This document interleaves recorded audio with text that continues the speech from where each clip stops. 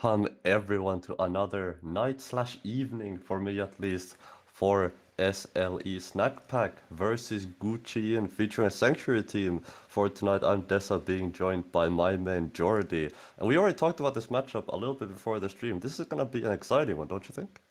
Yes, definitely. I mean, we already talked about this. It should be like Gucci Yin have lost like their last game against us, but so they're looking to bounce back. Um, and like Gucci Yin is always interesting because I feel like they're one of the more balanced out teams in the SLE. Like we have some. I mean, the extreme example is Vitage and Diamond, right? Very bot centric team. Gucci Yin can play both basically, so it's always fun to spectate Gucci Yin. Oh yeah, for sure. And this is like we already talked about, right? This matchup should be, in my opinion, favored for the side of Gucci. And if you look at the regular season, for example, you look at the standings these teams ended on, right? Gucci ended this regular season 10 on 6 at the number 3 spot. Whereas if you look on the other side, the side of Snack Pack went 8 on 8, number 14. They didn't have the ideal, I want to say, regular season. Ended up sort of among the mid-pack teams, which is not really, I think, the ideal start they would have wanted, especially looking at sort of teams and looking at the players they've got, right? People like Cybertop, people like Pryoka and Evo in the jungle. So they're definitely a squad that I feel like was destined for success with the players they have. But Jordy, I feel like this split sort of hasn't clicked for them. Yes, definitely. I mean, I've like we all had kind of like Snackpack was always a team that kind of smurfs regular season and then becomes worse in playoffs, right? But yeah, in this case, we'll see. Maybe it's the opposite, but so far they have not convinced me yet during their regular split. Yeah, and this is the question, right? Does this mean that you're gonna smurf themselves through the playoffs instead? And already heading into draft underway, Thresh, Caitlyn, Jarvan being banned away by the side of Gucci and Snackpack gonna take Ivor and Lulu, and the Zeri Jinx is gonna be high priority as always, currently being hovered B1. It is the Jinx, it is the Karma, those two are the sort of go-tos I feel like for the B1, but this time around the Jinx is gonna get locked in. And so far, so like the Gucci bans are like really targeted, but the one thing which is kind of interesting for me is normally Sushi Killer's Oriana is like permabanned against Snek because he's like really smurfing this champion, and it's open so far. Like even Snackpack did take the Aurelion in this case, and no Oriana so far. And I mean, these were two very quick lock-ins. Out of the side of Snack Pack, right? The Ace on the Wukong immediately getting slammed down. So you can tell this is a matchup they've prepared for and the matchup they're ready to face. Talia on the other side. And sort of, we've seen both, I feel like Talia jungle and Talia mid. More so does seem to go towards the way of the jungle. So I'm assuming it's going to be the same thing this time around as well. And it'll be interesting to see what this Jinx ends up getting paired with, because we've seen things like the Lulu, but we've also seen things like the Thresh, for example, a more aggressive sort of pick, but instead it's gonna be the Poppy that's gonna be coming out for the set of Gucci, and this should go in the way of the jungle, I'm assuming, or top lane. I mean, like Yin banned the Thresh themselves, as Snakeback basically has the like kind of a one tricky kind of support in the Thresh. But I'm assuming this Poppy is gonna go in the jungle, like against the Wukong, tries to counter his many dashes basically. Yeah, I mean, so far they basically opted into a comp where they try to shut down the Wukong. They have the Talia, they have the Poppy, like they're saying basically, no, we don't do dashes here. And as the double scaling dragons on the snack pack side, what do you think of that? It is basically the side of Slugpack just saw Jinx on the other side and just went, you know what, if you guys are gonna go scaling, we're also gonna go scaling. It's gonna be the double dragon duo, Acel and Smolder. Now, Smolder I think is a bit of an interesting pick because this was pick or ban basically about 3 or 4 patches ago, I wanna say. But now it's sort of been nerfed a little bit into the ground where you have to wait a really long time to be online into the game. They've added, I don't remember the threshold off the top of my head, but they've added a lot more to it. which means you need to wait a lot further into the game. Whereas champions like Jinx, they are sort of aren't held to the same standard because all Jinx needs is some gold, some items, and she's gonna be good to go. But with Smolder, even if you have the gold and you have the items, you still, I feel like, need to wait for those stacks to come on in if you want to be useful. Yeah, and like what I'm already seeing is Snek picked the Wukong. Yin opted for a like complete kite back comp. They have the Talia, they have the Poppy. They basically try to play backwards. And on the other side, we have the Smolder, and basically now I mean, I'm interested in how many tools they will find to shut down the Smolder, basically. Because like, of course, you can always gank this guy. Wait, it's a Scion. So okay, one question: do you think we're gonna see like the newly, like the new lane swap meta? I'm not sure if you're already seen this one, but as a top laner myself, I am not looking forward to it. Yeah, I think it's been really interesting how it sort of has shaken it up, where you're starting to see these lane swaps a lot earlier into the game, where you normally would see. I think the Scion is an interesting pick here, because the side of Snack Pack have basically gone the way of scaling pretty much all the way. There is not a ton of early game here with the Scion locked in the Smolder and the Aurelion Soul. They won't, I feel like, really have any avenues to play this game before it hits the 30-minute, 40-minute mark. So I'm expecting for this last pick to potentially be something that is gonna facilitate that smolder and play into that scaling even more. But Jordi, at least for me, I'm liking the way Gucci now drafting a lot more here. Yes, and like we see Ruzu's Aatrox, champion he's really proficient at. Also played against this guy on Aatrox, and like this combination of Aatrox and Rel is always funny because you basically keep people on the same place. They're getting like stacked up on top of each other, and Aatrox just basically waltzes through them. As we see a Zyra. No, wait, Whoa. no, that was just hovering. I thought that I was already locked it in. Wait, my bad. It's a Braum. Okay, okay. I was kind uh, caught off guard in this moment, but it's a Braum. Makes sense. Defensive support against like basically the rail. Um, but yeah, you already pointed out you like you prefer the Yin comp. Is it like after this Braum pick, do you still prefer the Yin comp, or has that changed? I think for sure. I think there. It's gonna be a difficult game, in my opinion, for this out of Snack Pack, because like I already said earlier, they have realistically zero tools to play the game before 30 and 40 minutes, before Smolder gets his stacks, before Aurelion Sol gets his stacks. It's gonna be a long wait for that. In the side of Gucci and have ways to accelerate the game, right? They've got the Talia, they've got the Weaver's Wall. Aatrox very strong in the early game, a top lane you can play around, as well, you've got that setup in that bot lane, right? Poppy as well has some great setup of her own in the jungle, which does mean that you can go for a lot of those early ganks. So if the side of Gucci have sort of come into this game prepared, and they've seen the draft of Snack Pack. They've been like, okay, guys, we know what the game plan is. We have to accelerate the game. I see them taking this first game. But the thing with late game comps is, it is very hard to end the game in 5v5s generally if you're against a decent team. And if they can stall out the game, if this game goes past 30 minutes, past 40 minutes, Snack Pack should easily win this.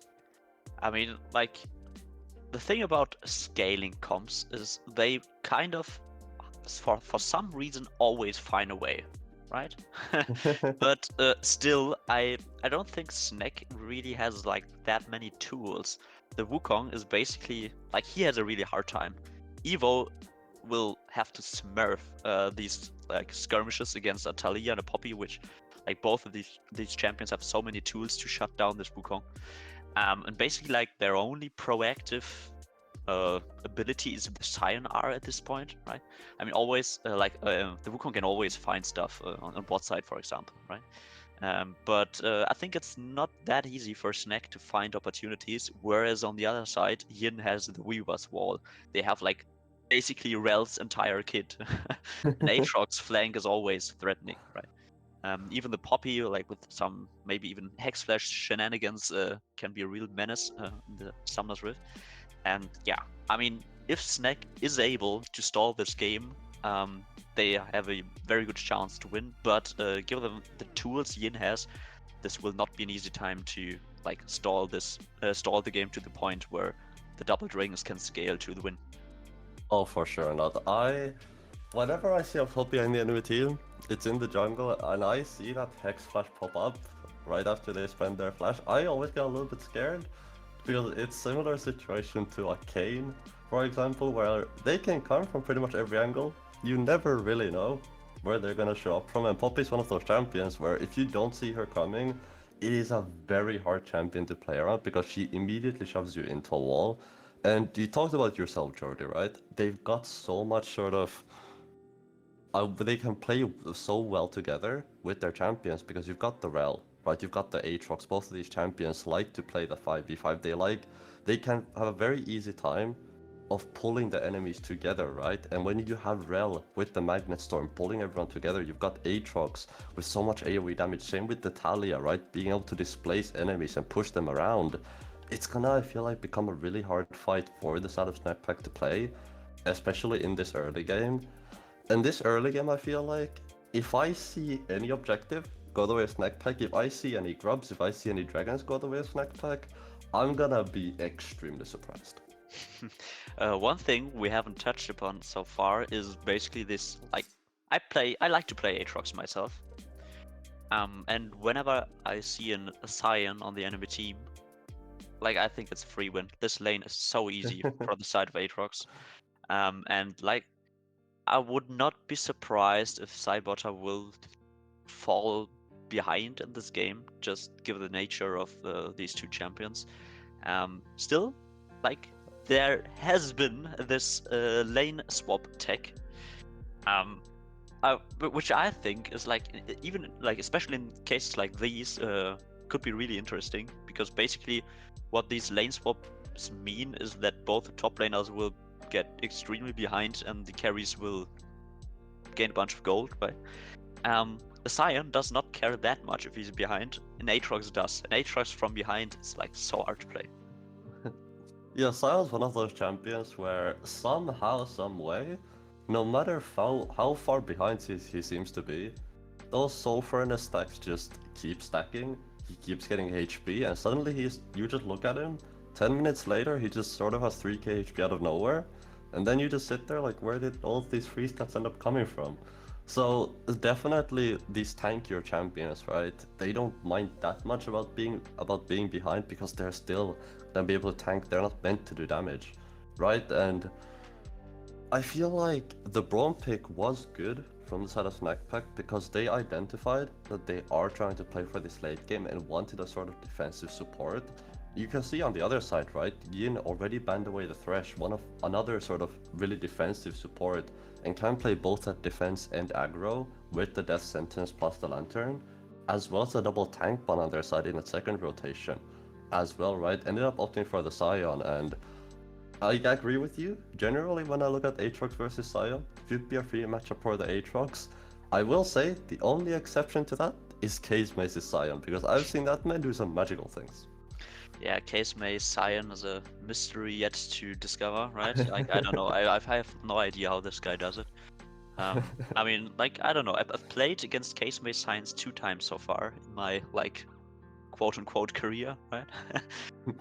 The first game I was playing Mordekaiser and it was the freest lane ever. I just pushed in every wave and he did not have prior or any kind of threat at any time of the game. The second time was like this SLE split where I played Cassandra into his Scion and he played this like item haste playstyle basically. And I'm gonna be honest, he really did catch me off guard in this game. I think he really did an amazing job, and so far, like, it was basically my second time playing against item haste Scion. I had no idea at like how strong it really can get. So yeah, I mean, Case Mace Scion always a menace.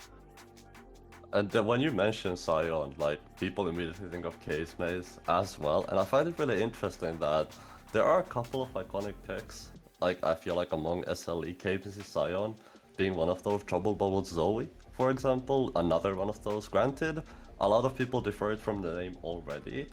And keep in mind, right, this matchup in itself is very interesting because this is gonna determine who's gonna go up against Solaris Ares, right? And they beat out Slimods as well, so they've already progressed through one of the teams.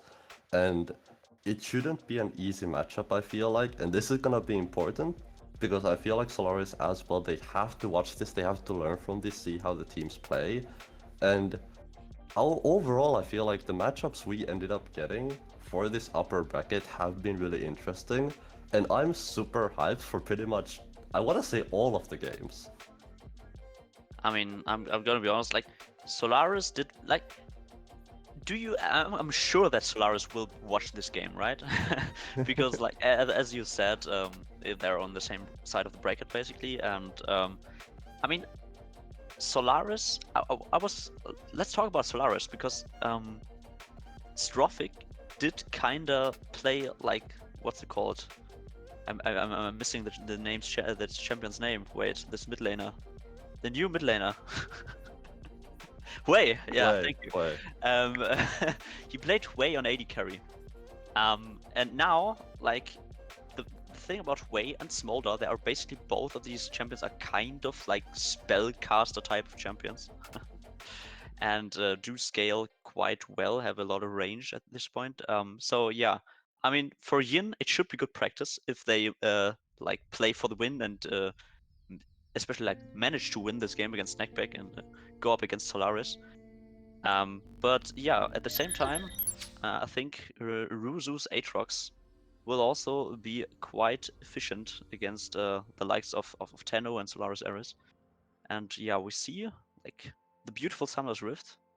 I've not seen this side like of this perspective before. This is like, you know, first person shooter Summoner's Rift. Yeah. If they made like an FPS game, this is exactly what it would look like. A little bit of a pause bug to get us started off with, but like you guys can see, everything is completely fine. Getting ourselves in to this game, and it's good to get the bugs out the way already, Jordy, because rather now than when the game has already progressed. Yes, definitely. I mean, we can delay the start. It doesn't really matter. But if we have a like pause bug in the middle of some late game Baron team fight, I'll be really sad. Yeah, But I feel it is like what it is. Kim Jensen might also be a little bit sad because he seems to be lacking a little bit of an inventory. At the Oh moment, no. he's harboring some gold, and no one is yet to notice. So it'll be interesting to see whether he's gonna be able to base in time minions have spawned. Oh no. So it does look like he's just gonna be laning without No, items. it's happening. It's a disaster. Oh no. Oh, Jordy, Why? we're already in for a banger. Oh, that'll gonna be a fun one. There's a little bit of an invade going on. Well, they were just gonna place down the ward. Kim Jensen still no items. Oh, okay, it's a It's tragedy. I think this just reminds me of like, even though these are two, I want to say very good teams in their own rights as well, these just simple mistakes of just remember to buy items, right? Even when you talk about upper bracket, you know, these things can still happen. It's happened to Kim Jensen, and I want to say at the worst of times as well, because we're already only getting started in the upper bracket, right? But it'll be interesting to see how he's gonna wear out this laning phase, because one of his biggest issues is gonna be mana, right? Without the Doran's Ring, you're not gonna have that extra mana regeneration. I mean, like, he's playing cookies, so at least he has something in his inventory right now. But I think, like, at worst, when he pops the cookie, he will notice that he's got no items, right? But yeah, so far, it's just wondering why he has no mana, has no damage. We'll see. That's what I'm wondering as well, because I haven't sort of heard any sounds of spam pinging yet, which tells me that nobody's spam pinged yet his portrait. Nobody sort of told him that, hey, you're lacking items. So does he know himself as jail with an invade? I mean, he's cleared his bot side. Evo does have flash, secures the big wolf. I mean, it doesn't. No, the bot lane has no prio. He's playing Smolder. He basically has to give up his bot side. I mean, he can, like, he's still looking. But why? He could just trade. I mean, he does not want to accept the map split, as he does not want to keep his Smolder left hanging. But I mean, the blue buff is reset. What am I watching? What is happening? This is We're an not. interesting. Oh, Evo. It's a red buff versus red buff. I'm not sure who is stronger. Gets the E into the wall, but Evo has Conqueror. He should be winning on the 1v1, but Kim Jensen, no items, but he has the prio, and Yin is able to manage to get the blue buff. As the Chompas hit, there's an engage in the bot side. Smolder is in front of the Braum. That's not what you want to see. A little bit of trading going back and forth, overall favoring Gucci. And this is one of the issues we talked about, Jordy, right? There is just no early game on the side of Stack Pack, so this is kind of what JL gets to do. He just walks into the enemy jungle, says hi to Evo. Granted, Evo does win out on the 1v1, so JL does get a little bit chunked there. But still, like you said, the Smolder just doesn't really offer you much compared to the Jinx spell on the other side. But you are gonna see Evo gonna walk into the enemy jungle, will help himself a blue buff, and I feel like this is a little bit of a mistake from JL because this is a little bit predictable, but the bot lane. Yeah, that was clean. Like, you were talking about the mistake. If the Smolder, like, we saw the trade, right? They lost out on the trade and they decided against resetting. And yeah, Smolder did have flash, maybe was able, or could have been able to flash the Poppy E, but yeah, was not able to. And now that's just a first blood for the Jinx. Yeah, and it was a mistake before that dive, so I just didn't read the play correctly. My apologies, JL. I will not speak ill of you again. But it is gonna be first blood, like you said, into the pocket of Sanix, and we talk about it so much, right? Early gold into scaling picks like the Jinx, so good and so valuable. The earlier you can get those items in, the earlier you can get in that Dragon Slayer, the earlier you can start doing damage. And we talked about it, Gucci, and they need to accelerate the game. They need to get a lead in this game. Already 1,000 gold, almost a 1,000 gold lead in their pocket. The Cybertop first to flush out in the top lane. I mean, like, I've seen this quite often from Yin. Like in their series against I think it was White and Pearl. They did it to the top side, but what JL likes to do is clear one side of his camps and not full, like, he doesn't go towards his top side and full clears. He just level 3 ganks bot lane, top lane, whatever, doesn't matter. In the series against White and Pearl, they did gank, like, dive the top side, and Ruzu's Garen basically got first blood on level 3. In this case, like against us, he basically did the same. He ganked bot side after clearing only like his one half of the camps. And right here we see it again. He's clearing his bot side. He goes for a little bit of an invade on the enemy side and dives the enemy bot side. So do you think this is then something, because you've identified, right, that this is something JL tends to do pretty often, pretty much every game? As I might have to hold that thought, he's looking at mid lane at the moment. This could be a potential kill, but Chushi Killer is able to walk away. The ward is good, but do you think JL is eventually going to become sort of predictable and teams are going to start predicting this and finding ways around it? Because like you already said, he does this on a pretty regular basis. So do you think it's going to become a potential problem for the side of Gucci, or do you think it's sort of just going to get ignored for the most part? I mean, to be honest, I trust JL that he will find impact no matter what. Once he realizes that teams figured that out, I think he will just adapt, and I think he should be fine doing that. But on the other hand, in this game, for example, there was basically nothing Snackpack could have done otherwise, right? They had the Smolder with the Braum. They do not generate any prio on bot side against the Jinx, so he can just do this no matter if like if they know he does it. If they don't know, he does it as well. The only thing they could have done is start bot side and path towards the top side, but Kim Jensen and Ruzu walked into like at level 1 walked into the enemy jungle, warded the red buff, so they knew, right? So doesn't matter if Snackpack knew. Uh, JL had all the information. He can just walk in and take what's his, basically. Yeah, this is one of those games where you really can't do anything since you got a Smolder in that bot lane. I think it was good awareness out of Evo to enter into the top side of JL, at least win something back.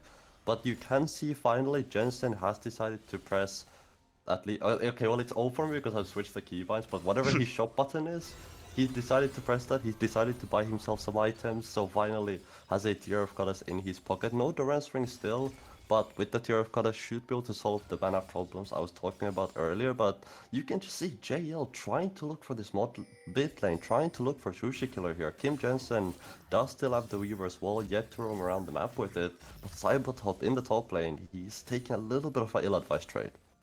I mean, to be honest, so far he's like a little bit behind on the farm side, which is fine. He lost his flash, which could be a deal for this next sequence of events on the top side, as JL is really active on the map, and I think they're trying to dive Cybotop. He is gonna be under threat, but who's gonna tank? Is it gonna be JL or is it gonna be Ruzu? I mean, Kim Jensen is also on his way. He is low, he does not have flash, he ults, hits Kim Jensen, but doesn't matter. Ruzu is inside the wall, but he should be fine. JL has flash. My god, this was... Like, it looked incredibly clean in the beginning. But wait, Evo on the bot side, flash forward. Snek does not manage to flash the Braum Q, but still is enough to get away. Cupcake, a little bit of a mini block going on there, but he as well should be fine. Basically, keeps on tanking the wave. I don't know why he's doing that, but the only thing they can find is the Jinx flash and one plate in the mid lane, and Ruzu is TPing mid lane. Yeah, Ruzu just wants to make sure no other plates get collected. Oh, nice flash. That was really close. Yeah, it's gonna be just flash for flash, so Sushi Killer gonna be without his same timer as Ruzu there, and now Kim Jensen, forced to collect that top wave, is gonna back now, find his way back into the mid lane, I'm assuming. A little bit of a lane swap coming through here from them two, back to their own homes, back to where they belong and where they started from. But JL, going back to that fight earlier in the top lane, JL with double-digit health numbers. Their lowest ISO was 28, so that was definitely a close call. Very glad to still have his flash in his pocket, but like you said, Cybertop so far not bleeding as much as you'd expect in this matchup. Like you said, down a little bit of CS, but this is not an easy matchup. Like you said, Aatrox does beat out on the Scion, so far that's kind of what you'd expect. I'm a little bit sad that Ruzu decides against going the lethality route. Like, I love going lethality Aatrox. I also think this is a good game and for doing that. No, I mean, they have the Poppy, they have the Reld as a frontline as the setup. All he has to do is do damage, basically. But also, at the same time, I mean, going Bruiser Aatrox is never bad, right? He also has a lot of opportunities in 3 melee champions in the enemy side to like proc a Sundered Sky, get a bunch of healing, and basically be this frontline tank, right? Aatrox seems one of those champions where as long as it doesn't give you AP, as long as you get some AD out of it, you can build pretty much anything and you will be completely fine. But like you said, I would have as well, I feel like, preferred the lethality in this game, especially looking at the other team. You're gonna be diving a lot of squishy targets. Cybertop really the only tank on their side, but the Sundered Sky gonna be finished up here. First item gonna be completed, but you can see as well Ruzu walking mid lane out of base, so he's thinking about getting involved in the bot lane as Eva and Jay are gonna find each other. Evo does base. No, he has flash. He should be fine. He has his clone. He's getting chunked out of this Drake fight, or potential Drake fight. But I mean, Ruzu went down. He's just trying to secure the Drake. He does not have TP though, so Cybertop can just basically get back some farm, get back some plates. I mean, to be honest, like, I think he did that because he knew Snek had the TP advantage. If he went top, and Cybertop would have like TP'd down, Snek may have gotten an early Drake, which, as you've already pointed out, which would not have been optimal, as they do have the double scaling dragons and basically are really weak in these early game Drake fights. And it's gonna be a big soul on the cards as well, because so far the first two dragons, right, Infernal and Hextech, both very good dragons in their own right. Some attack speed, some ability, a little bit of damage, but as well as having that Ocean Soul behind your back, if you can gather that up, it'll be very good for you. So far, we have seen Snek pick up 3 grubs, so they have gotten at least one objective in this early game, but forced to use that ultimate to get back to his top lane, try to clear the wave as quickly as possible. But we talked a little bit about the lane swaps, Jordan. It does seem like there's a little bit of a lane swap here going on between the mid and top on the side of Gucci. Yeah, and so far, like, it's not looking good for Sushi Killer. I mean, he has no flash. Ruzu does also not have flash, but has the World Ender, and yeah, Sushi Killer will just go base and probably just walk towards the top side. Ruzu might be in a little bit of trouble. Cybertop is just roaming down. Evo has the R. They're just gonna invest the TP and Ruzu is just gonna walk out. Evo presses the Cyclone button. Zushikila is here. No flash on Ruzu. He could go down here. It's a kill for the Aurelion. The Aurelion should get traded back after this, as the Poppy can just interrupt the Aurelion, and that's all 1-for-1. Another kill for the Jinx, which is always not ideal, but at the same time, kill for Aurelion's soul. Always kills onto a Jinx, what you wanna see if you are favoring Gucci in here. Snek's already picking up his second one, Kraken Slayer in his inventory as well. Kim Jensen only a couple of stacks away from finishing his Archangel, so that little mishap in the early game of forgetting to buy items hasn't really seemed to have bothered him too much at least, so very good to see that those are little mistakes, something you can move on from very, very quickly. It's gonna be a Herald here for the side of Gucci, potentially looking at mid lane, potentially looking at top lane, but Jordi, if you were JL, you had this Herald in your pocket, where would you go with it? I mean, I think they should just like try to open up the mid lane. In general, I mean, of course, auto turrets are a little bit more important in these cases, but having this mid tier 1 is like just opens up the map for you. This team can find so many angles with the Rel, with the Poppy, if they have this like mid tier 1 unlocked. And as I speak, JL is walking towards the bot side, but Evo is covering his Smolder, who's sitting at 93 stacks, so still is right, like considerably far away from hitting his threshold. Still a long way to go for Cupcake to get himself active in this game. So far, we are seeing both junglers just sort of hover towards his bot lane. Cupcake with a trunk. And Aatrox is just running down Cupcake. It has flash. Smolder is screaming for mom. But so far, nothing is happening as the Winter's, like, what's it called? The Braum passive? I think it's like Winter's.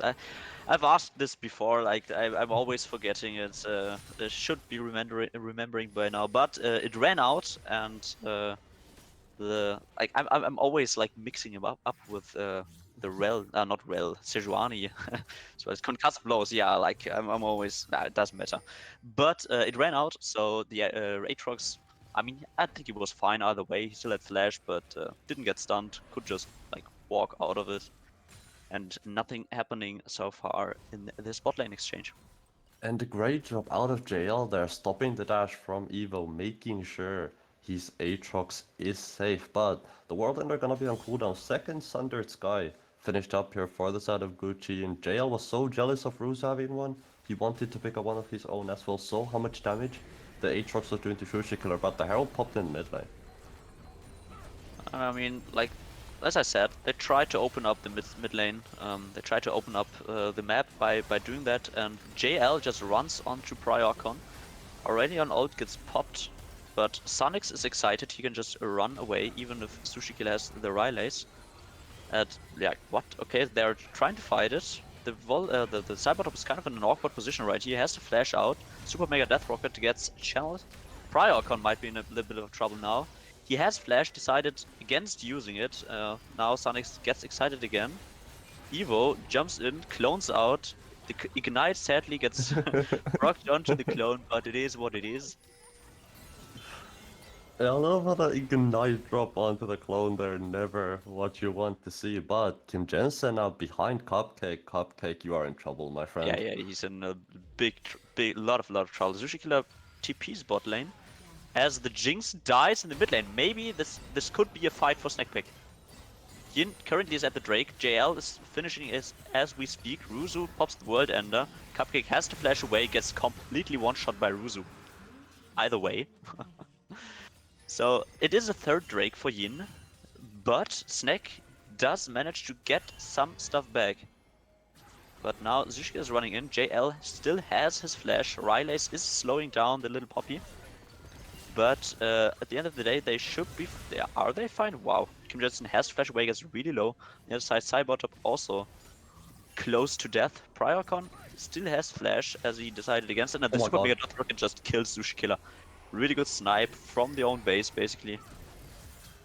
And now the Jinx got excited, maybe can even join in this fight if it were to go on, but so far Snek has to retreat, goes base. Priorcon staying under the turret, tries to defend it. Should be in fine for the most part, I would assume, but I really thought Snek was gonna pick up 2 there with his Imperial Death Rocket, but oh, Priokon this time around, he's gonna be the one who's under threat. I mean, he has his flash, he pops it early, just runs out. Maybe a little bit too early, but should be fine. As Yin manages to get 2 outer, like, tier 1 turrets, they basically have all 3 lanes unlocked now. And Priokon gonna lose his flash there. A little bit greedy, I wanna say, out of him, because you can see the rest of Snek, right? Everyone backed away, nobody was around to help him, and the lonely Braum, not really much power you're gonna have when you're all on your lonesome. So he just ends up having to burn flash. The bot tier 1, regardless, is going to go down, and that does mean Cupcake as well. No summoners could potentially look to catch out this Smolder, because the Braum not gonna be able to flash in and be his savior. And you can see as well the gold lead now about 3,000, 4,000 for the side of Gucci Yin. So I said they need to accelerate the game, and they've done a decent job of doing just that. Yeah, and now like the Jinx, both the Jinx and the Aatrox have had 2 items. Kim Jensen also has 2 items. They're on, like, they're just spiking right now. They have basically prio on all 3 lanes, and Sushi Killer does not have flash. If Ruzu manages to catch him in his infernal chains and basically interrupts his like flying around doing exactly this, as he just into the rel, dies instantly. Not sure what that was all about, but Zushikila decided he has enough of sitting around and decides to send it. Got a little bit bored there, I want to say, just completely walks into the enemy team, and now Baron gonna be on the cards for the side of Gucci, and you can see they are gonna melt this one with Sanix having 2 items already falling very, very quickly. The rest of Snack Pack really don't seem to have a clue that this one is going on. They have a ward on it, they know, but they're just not walking in. 2000 HP. It's already done. It's already gone.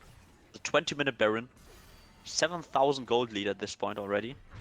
I mean, Yin are in the position now to just even like this gold lead is gonna explode in the next minutes.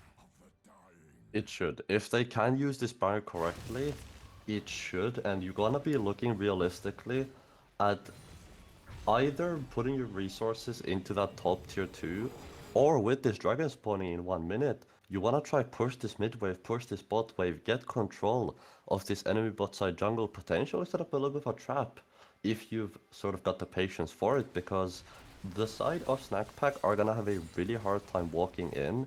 And we already talked about this earlier, right? They need to wait until that late game, but so far they're behind by about 6,000 gold. Cupcake is still pretty far away from getting to those stacks, which he needs to be able to play the game. Essence Reaver is finished up. I'm assuming working towards Spear of Sojin. He does have a Kindle Gum in his inventory. I don't even know what Smolder builds after the patch, but I for sure know that even after he gets his second item, he's gonna need 1 more, and I feel like then it's gonna be useful. As Ruzo is in a bit of a weird position right now. Kim Jensen does have TP, but no way like no place to TP too.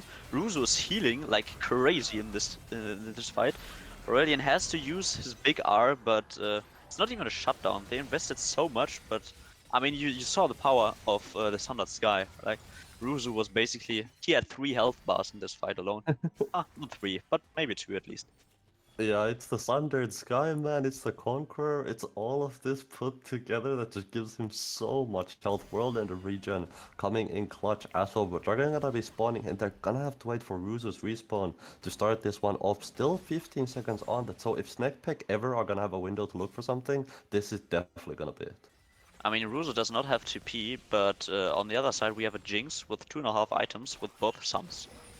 And Sushi Killer does not have, like, neither his R nor, like, even his big R, as he had to use it against the fight against Ruzu. And now Ruzu's back on the map, and maybe they can find Kim Jensen here, has to flash away. The mom gets called, but so far, Gucci Yin is just fine kiting back, waiting for Ruzu to arrive. And he has the World Ender back up, so I think he can just run through the side of Snek in this upcoming fight. Weaver's Wall getting channeled. No stun, sadly. It was a bit too early. But the Jinx just free hitting. Pops doesn't even have to pop the Ghost. Got exhausted, but it's just basically free to do whatever she likes. Evo has to run away. JL flashes. And yeah, that's 3 kills for none. Besides Gucci Yin. And a soul on top of that. And it is a complete cleanup from Gucci Yin, but I gotta give props to JL there because that keeper's verdict was damn near perfect work of art out of that man. We talk about the big damage threats on the other side, the Ace or the Smolder, 2 scalers. These scalers don't matter if they're nowhere near enemy champions, if they're nowhere near the fight, and JL secured just that, got the keeper's verdict on both of the main damage dealers on the other side, and the rest for Gucci was just pure cleanup, just all a matter of getting those health bars down to 0, picking themselves up an Ocean Soul as well. But JL, man, what an ultimate out of him. I mean, what's stronger? The two, basically, like the two double scaling dragons, or like a little hammer? I mean, just Little threw Yordle his with a big hammer, and hammer. I mean, they just had to go base again. The fight was over. That is definitely one of the best Poppy ultimates I think I've ever seen, and one of the most clutch ones. Granted, in a game where you're down by about 9 or up by about 9,000 gold, maybe you can say that the fight would have been won anyway by the side of Gucci, even without the ultimate being that good. But still a great job out of JL Evo, just trying to survive in his own jungle. But you can see this is no longer Evo jungle, this is not red side and blue side. It seems like this is all blue side. I mean, it wasn't like incredible R, but I'm just gonna go ahead and say, yeah, if he, like, it was a bad R. No, no, I'm just delusional, but you could argue they could have had 2 kills more if he didn't. No, I'm just yapping. It's fine. It was an incredible R. I like the way he just found both carries specifically was really good. As we see a skirmish in the top side, Cybertop has to flash away. Sushi Killer just flies to save his friend. But apart from the burn flash, nothing is happening so far as Yin tries to siege the tier 2 turret on the top side. Should be able to get this one for free, but the side of Snack Pack not willing to go down without a fight by Ocon. Gonna be eaten up by the seismic shove there, but gonna be just a little bit of damage eaten up, nothing else outside of that. Braum, a very tanky boy with his shield being able to block a lot of that incoming damage. But Baron gonna be spawning up in about 40 seconds as well, so you can see this is the time for Gucci and get their resets in, get the items in as well. 3 items, 3.5 items onto Sanix now. Phantom Dancer finished up as well, getting that last whisper into his inventory just to make sure he can cut down Cybertop, who's gone full armor here as well, just to make sure he's tanky as he can be against Sanix. 2 items onto pretty much every other member except Sanix across the board for the side of Gucci in. Whereas you look on the other side, yeah, it is 2 items, but Evo is only on 1. And we talked about it, right? Their side needs so much more gold. Pyoko now might be walking into a death push. I always love these poppy hex flashes. They look so stupid, but they're so effective. And they just straight up starting Baron basically on spawn. As Kim Jensen pushes out the mid lane by himself. He does not have flash yet. It's a little bit dangerous what he's doing, but this Jinx just melts the Baron and it's gone before anything is happening. As they try to find Kim Jensen in the mid lane, just gets blown up, but still fightable for Gucci Yin. Another great Poppy R, as Evo is the first kill, resets for both Sanix and Ruzu as they just waltz through the enemy team.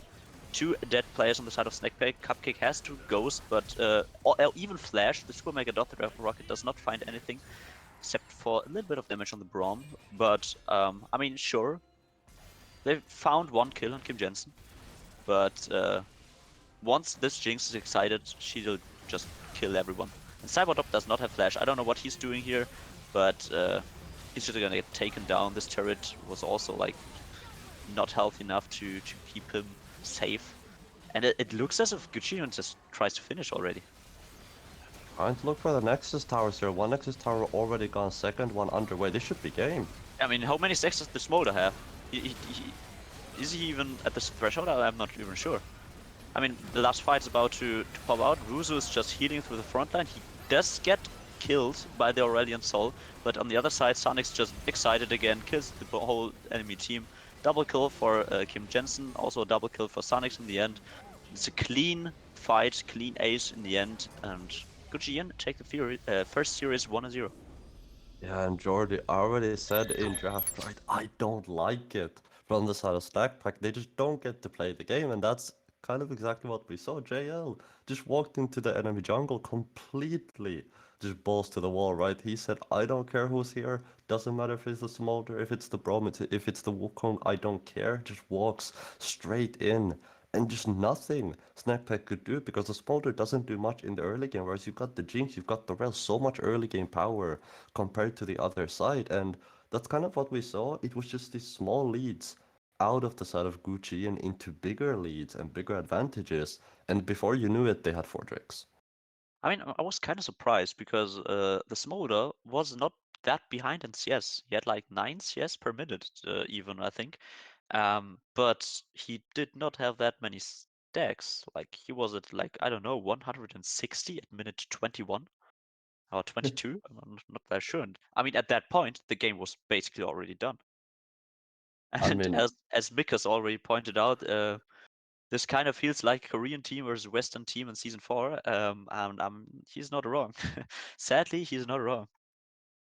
yeah, I kind of gotta agree with a lot of people in chat here. It just doesn't seem like Mika said Snackpack ever really joined the game, right? Because we talked about it, their draft is so heavy into scaling, and don't get me wrong, right? I don't mind if you pick scaling champions, right? I don't mind if there's some Victor, some ASOLs, but you need to have a lane to play for. You need to have somewhere to put your eggs in into the early, and you can't have scaling in all of your lanes. And that's kind of just what Snackpack drafted. There was no lane to play for. And you could, I feel like, kind of see that in Evo's playstyle as well. Because Evo generally, I feel like, as a jungler, does like to gank. But he was a Wukong. Yeah, not the greatest tools to gank in the early game. But he also had nowhere to go. I mean, like, it felt like as Evo was just on damage control duty, right?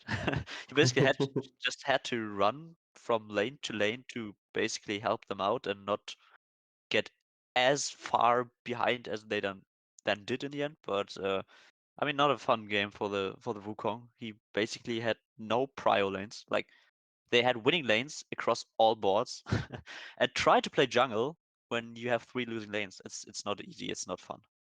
It is definitely not. And like Nick we said in chat, I don't want Smolder back in the meta either. And it does seem like the side of Snack Pack, I doubt they'll be picking Smolder again after what they saw in this game one. But we're gonna toss ourselves into a short little break while we get ourselves and the players ready for this game number 2. And we'll see if the side of Snack Pack choose to maybe draft something that actually lets them play the game this time before the 30-minute mark. Guys, stay tuned. We'll be right back.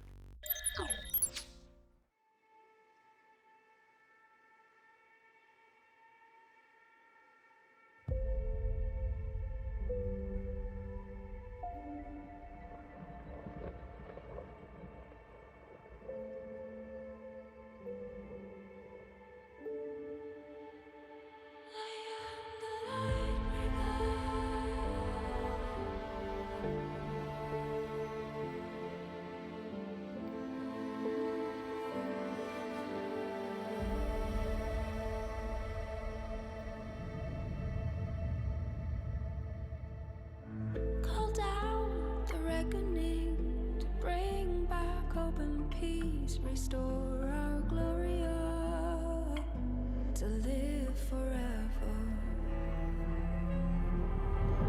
Bring down the dark regime and know how to unleash eternal power. Lead us to order.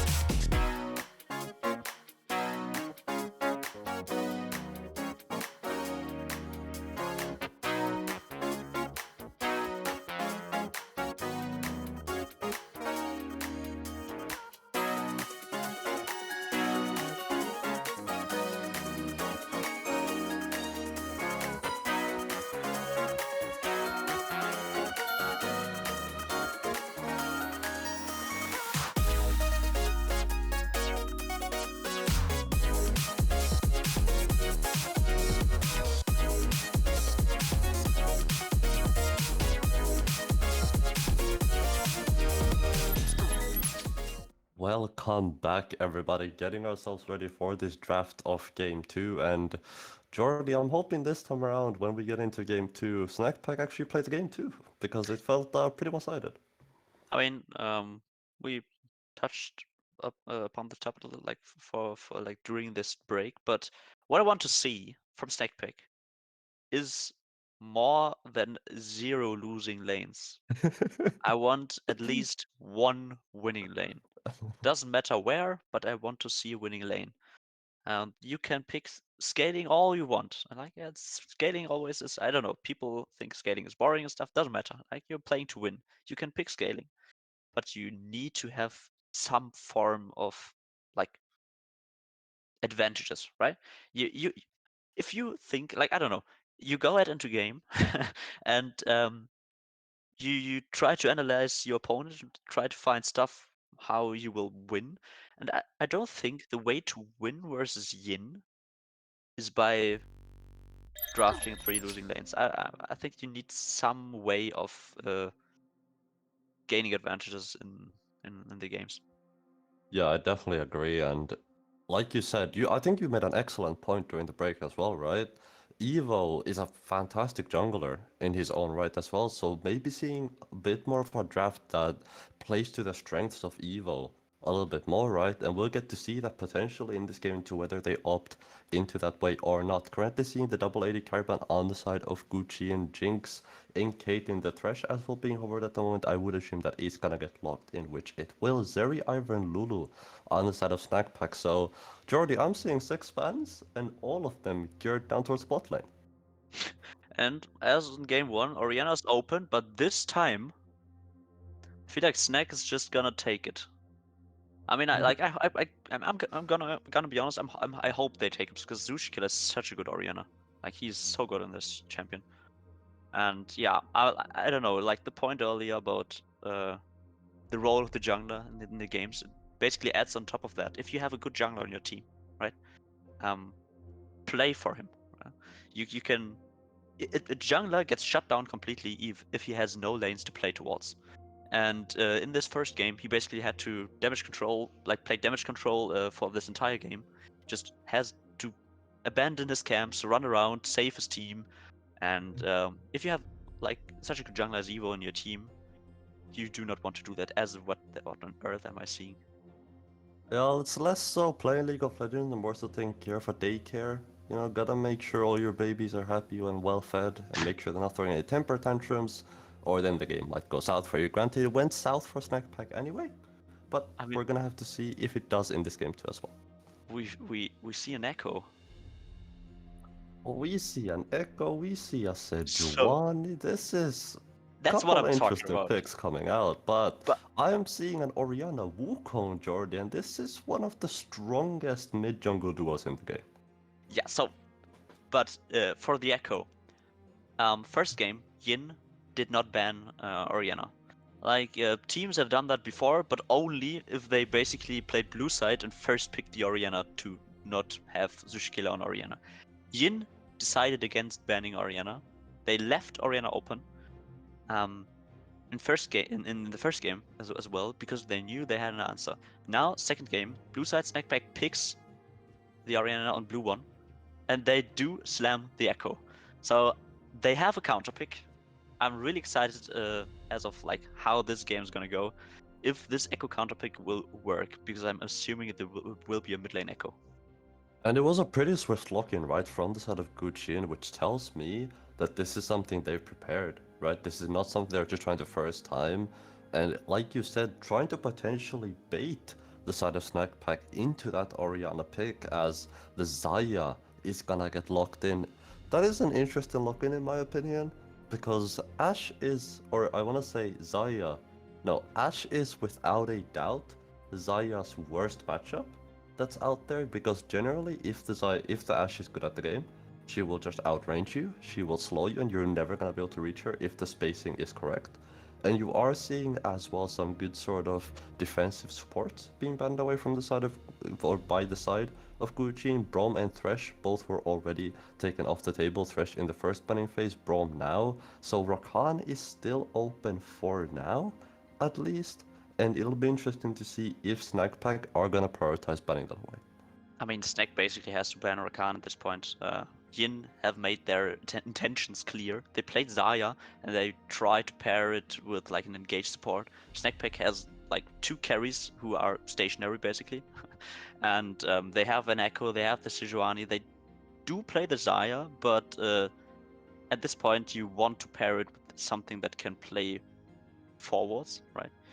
So they basically just banning Braum, banning Rel, banning all these defensive supports. So, I don't know, like when you look at this defensive support trifecta, you basically still have like only something like, I don't know, the Catfish, right? Tam Kench. Maybe a little bit of, I don't know, Taric, but this is not meta, so yeah, it's fine. As Snackpack ban away the Rel themselves, and the Nautilus, just such a stable pick.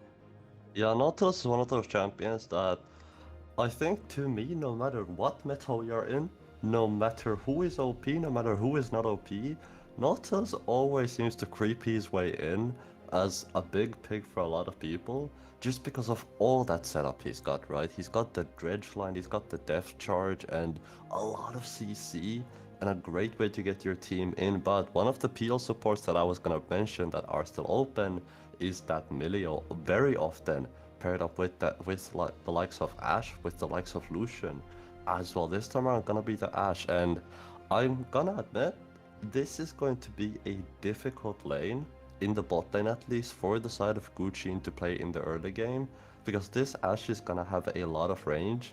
And we said the side of Snackpack didn't have enough avenues to play the first game early on in. Well, this time around, they've locked in a Darius instead, and they've definitely got the tools to make this game interesting.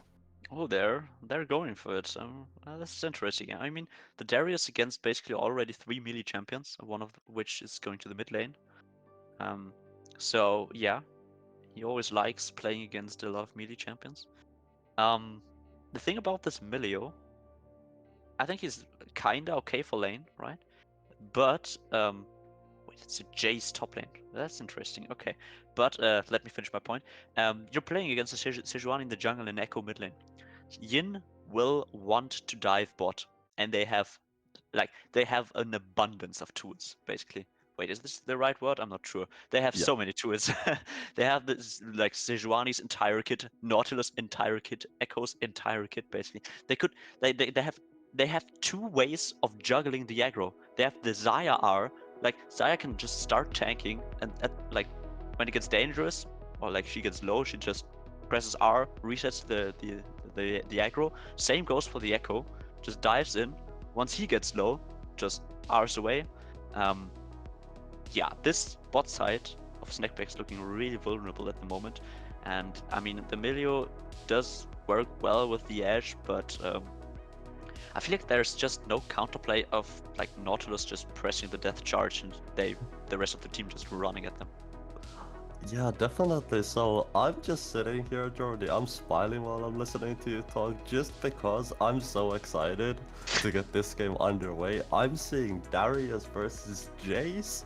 This is something I would see in like, not even LEC. This is something we would see over in Korea, right? Such a skill matchup between these two, as well as seeing like Wukong Oriana, right? Seeing an Echo on the side of Gucci. There's so many interesting picks here, and there's gonna be, I feel like, a lot of interesting plays as well coming up, because like you said, there's a couple ways Gucci can play the game. You can dive the bot lane, take that Saya, make her get a lead, or try to focus your way on the top side, try to get your Jace a lead. Now granted, Sejuani doesn't offer a ton of damage when it does come to ganks, more so along the side of a lot of CC.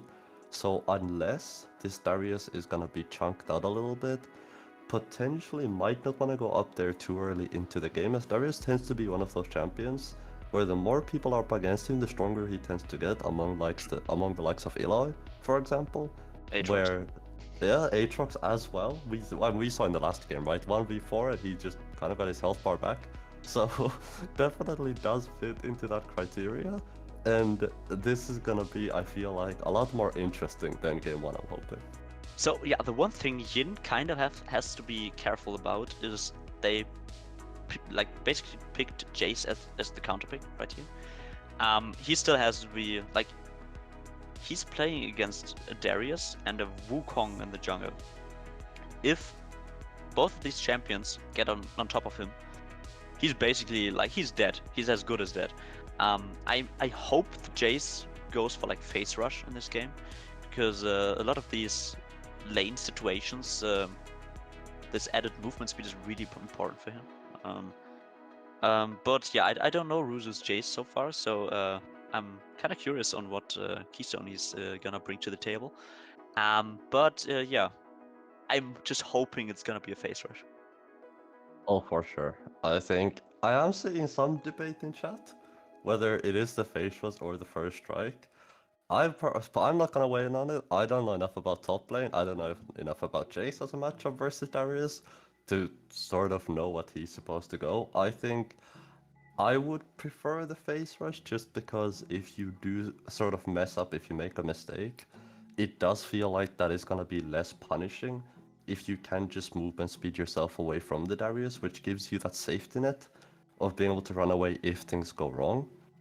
But I also feel like maybe the sort of added burst damage from the first strike can be really useful. And Jace is a champion that we generally, right, we don't really see in SLE whatsoever. I think this might be, if I'm not mistaken, the first Jace of this split as well. Actually, First not. Jace, It's no? the second, I think. I think in one of the first series I did cast, wait, it was Slim Odds against Shaka Bantu, and Slim Odds was not playing with Bannerex. They had a substitute top laner, and this guy played Jace into Michidarkus Nar. But yeah, apart from that, I've not seen another Jace so far. Okay, second Jace of this split, and still, I mean, I don't know about you, Jordy, but whenever I see a Jace, it doesn't matter on the matchup, whether it is the Nor, whether it is the Darius, it always excites me. Yeah, I mean, Jace is like, in my, like, as a top laner, I think Jace is one of the hardest champions in the game, basically, because I mean, sure, you're a ranged top laner, right? So, basically, you have the advantage of having like a kind of safer farming experience, but as a Jace, if you basically get outspaced, misstep once, whatever, do a mistake, you just get taken out of the game basically. And as the Jace, if you start spiraling basically, if you're 0-3, 0-4, you like at some point you're just the walking caster minion basically. Yeah, I'm really glad you actually did bring up that point, because I was gonna say that as well. Like, Jace is one of those champions where you can't really afford to screw up. Outside of your acceleration gate and outside of the knockback you have on the hammer, that is all of your utility. So if those shock blasts you're firing from a million miles away aren't really doing damage, the enemy team don't really have to worry about you existing either. Which does just mean that they can sort of focus on the rest of your team. This top lane going to be really, really pivotal for the side of Gucci to make it work. But I'm also wondering about the sort of mental effect on the side of Snack Pack, right? Because has that sort of first game not really been able to play it at all gotten into their heads? Or do you think, Jordy, that they have enough experience behind their roster to be able to move on from that and come into the second game with a sort of fresh mindset? I mean, to be honest, they like, this squad has a lot of experience, right? They have been playing together for a long time. They have been in this situation many times before. I just like hope they bring. I mean, it's always the thing with Snek Pack. They play a slower type of game, and especially against the likes of these top SLE teams, you kind of they play a fast game, so you basically are forced to also play a fast game. And if you don't, you will fall behind, and basically you see what happens in the first game. So yeah, they have the tools. They even have like the Ash Arrow. They have the Shockwave. They have the Wukong Cyclone. Darius with Ghost can just like find flanks, find opportunities, run people down. So I hope they will lose. Wow. I hope they will use. Yeah. Okay. Well, that was a little bit. I hope they will use their tools to find their advantages, because Yin, again, like in first game, they have so many tools, right? if they want to dive you, they will and they can. So as Snackpack, you have to be prepared. I'm smelling some bias here. I already Yeah. hoping for people to lose. Yeah, I don't know. No, Yeah. It's it's Sanctuary Civil War. Yeah, I'm just like praying for the downfall of all the other Sanctuary teams so we can stay on top, right? No. I mean, you know what? I respect it as long as you give us the tea as well, so Yeah. that you let us know how the Civil War I ends mean, up working out. But also, I think you made a great point earlier. You know, Snackpack is a team that plays the game slower, and you know, sometimes they play the game slower, sometimes they don't play the game at all, like in that game one. So I'm looking for them to accelerate the game in this game too. Really, just get their sort of hands in there, try to get aggressive early on into the game. And Jordy, I'm seeing an echo on my screen. I'm seeing a Sejuani. I'm seeing some safe picks, some SLE staples. But overall, I feel like two very unique drafts as well heading into this. And Gucci, keep in mind, this is a team that ended the regular season on 10-6 versus the Snack Packs 8-8. And we already said they were the favorites heading into this. So, Jordy, give me your prediction on this game. Do you think it's going to be a 2-0, or do you think it's going to be a 1-1 in Snack Pack even up the series? So I think this game, the bot side of Snackpack really will have a like incredibly hard time if they do not manage to, I don't know, completely outplay their opponents. And because of that, I think Yin has just like really good tools to punish the Snackpack bot side, and I think it's gonna be a 2-0. Okay, the 2-0 prediction. I like it. I like it. I respect it. And look at that. Kim Jensen actually has items this time as well. So already a better start for this out of Gucci than in that game one. But clearly it also didn't seem to bother him too much. So Jordy, my only question is, if that was Kim Jensen without starting items, how is Kim Jensen with starting items gonna fare?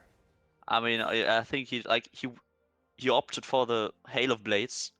I think Kim Jensen is out for violence in this game. He like last game wasn't even his final form. He refuses to go for a Dorans or whatever he wanted to build in the level 1. Now I think he's unleashed, and I think Kim Jensen's gonna smurf this game. I may have caster cursed him now, but I'm hoping for an Echo Masterclass in this game. He was gonna smurf this game before you said that. Now he's gonna go 0-10, and it is like GG's for him. But granted, this laning phase I feel like not gonna be easy for either of these two mid laners. I think definitely easier for Kim Jensen once he gets more levels in, especially once he gets in that dash, because like you said it yourself, Jordy, Hail of Blades, right? Very quickly to proc that passive, which does mean the trades you can do are also very, very quick. It should be level 2 first for the bot lane of Gucci, and so will Snackpack respect it. I mean, I think like by the way, Ruzu did go for the face rush. So at least like he does respect the catch potential of the Wukong and the Darius. So yeah, I mean, I was kind of like the chat was already teasing a first strike Jace in the top side, which I would have hated. Like first strike against this team, you only do if you think, yeah, you're just so much better than anyone else on this game. But yeah, he went for the face rush. He should be able to. Like, wait, there's a fight in mid lane. Kim Jensen is just getting first blooded, flashes away, but the auto take follows as JL already used flash. Sushi Killer may, he's not. He decides against playing more aggressive. I mean, he already used his own flash, so Kim Jensen has to TP back.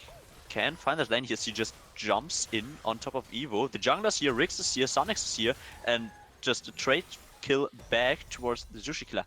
How in the world did Gucci Yen's bot lane find the timing to just roam up on level 2?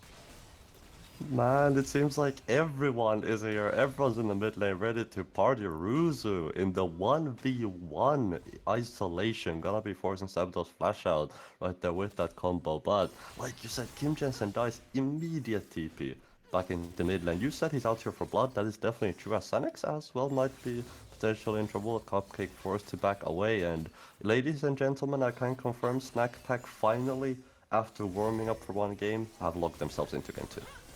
And the root caller coming in. Cupcake has flash away, gets ignited. Should be fine for now, as JL jumps in again onto Priorcon, but yeah. Another big win for the side of Gucci as Cupcake basically has to go base here, otherwise he will get dove as Oh no. as in game 1. But lone little Milio on the bot turret, the hook going wide, but still it should be a clean dive as the Nautilus goes down to the Oh turret. Phoenix also no. okay, like should be a clean dive. I mean it's 2 executes in the end, but it's the fast recall, doesn't matter. Emilio gets some XP, it's whatever, it's whatever. I'm not gonna You know, comment any further. unironically, okay, yes, that was no way meant by the side of Gucci in, but unironically, you said, right, the quicker base, and generally used as a joke as well. But I think in a situation like that, that is actually quicker to die than to walk up back in base right there. The only thing is, if you give away kills, which is an issue, but turrets got both of those, which means no gold for the side of Snack Pack. If your screen is frozen, guys, don't worry, so is ours. Just a little bit of a pause back there, but we're finally getting ourselves out of the pause back, out of Riot's clutches back into our game, and with none of those kills going to the way of Snack Pack, you can see already Gucci and both of these teams willing to fight early on into the game. I mean, how did the Nautilus even get aggro? I'm not sure. Because like the hook was so far away from hitting, and for some reason still, yeah, whatever. By the way, I already pointed out last game that JL likes to do one side of camps into gank on one lane. What Evo likes to do is lane ganks. He does this fairly often. Just if a team is pushing the wave, he gets into the brush, and Rix is walking right into it. He does not have flash, has the dredge line, just goes away. The Desire roots up basically the whole enemy team, and this whole situation does not lead to a kill. As Kim Jensen is here, he's level 6, he has his Hail of Blades, and he just runs into the enemy team, basically one-shots the whole backline. Evo has the clone to get away, but yeah, that's what I wanted to see. That's what I wanted to see from this Echo. I was hyped for the Echo Masterclass, the Kim Jensen Echo Masterclass. I'm not disappointed so far. I mean, so far he seems to be doing just that. Kim Jensen with a great roam down to the bot lane. Like you said, just completely one-shots Cupcake, right? A lot of damage coming out from this Echo with those Hail of Blades as well. Very, very strong in the early game with the rune setup he's gone for. Sushi Killer as well, losing half of his health bar to one combo. Kim Jensen might be a real problem this game as he's actually got items as well. Yeah, he decided against basically only having cookies on level 3, so he is actually doing damage this game. He doesn't even have cookies this time. He's abandoned them. Like I said, unleashed Kim Jensen. Yeah, And overall, definitely. it looks as if Gucci Yin so far is just playing the map better. They had basically the bot lane hit level 2, decided to gank mid lane, and Kim Jensen returned the favor. Once he hit level 6, went bot lane, secured a double kill, and yeah, Snek always like a little bit too late, a little bit too chained to their lanes basically. Yeah, so we see JL pathing towards the bot side again. Trying to look for a potential gank angle here, although Rig's not around quite yet, but JL starting to walk in now. And like no R on Sunix, neither Sunix nor JL, but Cupcake does not have flash, gets stunned up I think. Dredge line connects onto Meteor, Priorcon should also be going down this game. Sunix getting fairly low, but in the end, he always had flash if the situation would have been too dire. And another double kill for a JL actually. JL is the one who ends up picking up the kills, but still it is 2 more kills for the side of Gucci and another 2 deaths for that bot lane. Kim Jensen in the mid lane falling a little bit low, but should have the ultimate to get himself back, so should be fine. JL not level 6 yet, no Glacial Prism going to be available quite yet, so Sushi Killer is going to be fine. Evo now with an invade though. JL needs to be careful to enter into his topside jungle, but he actually does end up being aware enough to spot that on out, so instead he's just gonna right click I believe to Evo's bot side jungle and potentially look for their buff here, but trying to look for Sushi Killer actually in the mid lane. Ping towards the mid lane, he wants to punish Sushi Killer's base, who is a little bit late, but no R on JL so far, so Evo might be able to punish the Sejuani here. The Sejuani flashes away. Looked a bit weird, but in the end was effective enough. So Sushi Killer probably has to TP back if he wants to catch the next wave. As Kim Jensen was given enough time to come back. Cupcake, no R so far. Oh. Flash forward from Riggs. Sunix has his R, still has his R. Cupcake has to flash away. Melio is not strong enough to kill Azaya on the side. Ghost pop for Cupcake, but Kim Jensen has bot lane again. And I mean, this player, like, oh wait, I'm gonna finish until Priorcon is dead, but this play started with JL going mid lane and interrupting Sushi Killer. Because Kim Jensen had enough time to go back to the lane, push out the wave, and just had free time to go bot. And I mean, Sushi Killer is like, oh great, I can push out the wave and secure some plates, but I mean, at the end of the day, Kim Jensen went, oh wait, Evo was just killing Sonics. I have no idea how this happened. Yo, just walking down there with the Cyclone ends up picking up himself up a hefty shutdown as well for his troubles, but Sushi Killer now under trouble. Flashes away, but from the Glacial Prison, I think it's called, but JL just no fear running into Evo's jungle. Riggs is here to cover him, as is Priorcon though, but the Nautilus already has the death charge available. The Meteor is still level 5. JL tries to steal away the camp, but another example of mid lane where what happened to a little bit of a spectator bug with a blast cone. Priorcon is able to flash away as Kim Jensen flashes on top of Priorcon and secures the kill, dodges the Enchanted Crystal Arrow beautifully by using his own R. But JL may be in a little bit of trouble. He is a shutdown, which goes over to Cupcake. So in the end, it's a 1-for-1, which should favor Snek. It's a big shutdown as well onto a carry there. Cupcake gonna be the one, the benefactor out of that kill now, potentially under threat here, as he is gonna get chunked under tower, but Ruse with a solo bolo in the top lane. It looks like it is gonna be Korean Jace this time around. I mean, the Jace counter pick worked so far. Has a sizable CS lead, got a solo kill, finished his Eclipse. It's a really strong Jace right now. Oh yeah, he's already got his first item onto the board. Still caps for Cyber up to try to make this lane a little bit easier, but Jordy, you mentioned Evo liking lane ganks, so we might have another one here. I mean, I think he did get spotted. But JL is moving down as like they shell the TP. Kim Jensen, no flash. He doesn't even have his R, but he's just sending it. What is happening? I mean, he gets the shield, but he should just be going down. Sadly, Melio gets shut down. I have no idea how this worked. But what on earth did Kim Jensen see that I did not see? I think the issue is more so what he didn't see. Maybe turn off his monitor on accident and can't just right-click in. Priorcon are gonna be under threat as well. I mean, Evo does have the Cyclone, so maybe they can fight this, but like, I don't know, Zushikla is not moving, he's just securing plates. I mean, I'm a little bit confused, because, I mean, he did invest the TP, maybe he thought, yeah, I already TP'd, now I have to get something or it's not worth. Or he decided to, yeah, I have a shutdown, I'm just gonna reset this shutdown and give the Meteor a kill. Because the Enchanted, wait, it's a fight in the mid lane. Enchanted Crystal Arrow hits. Cybertop is here, has DR, gets a first reset, does not have flash, but the Cyclone is there. Sunix does not have sums, he only has the cleanse, which would have done nothing in the situation. One kill traded back by Kim Jensen, but overall, still 2 kills for Snek. They do lose out on the top side of the map though.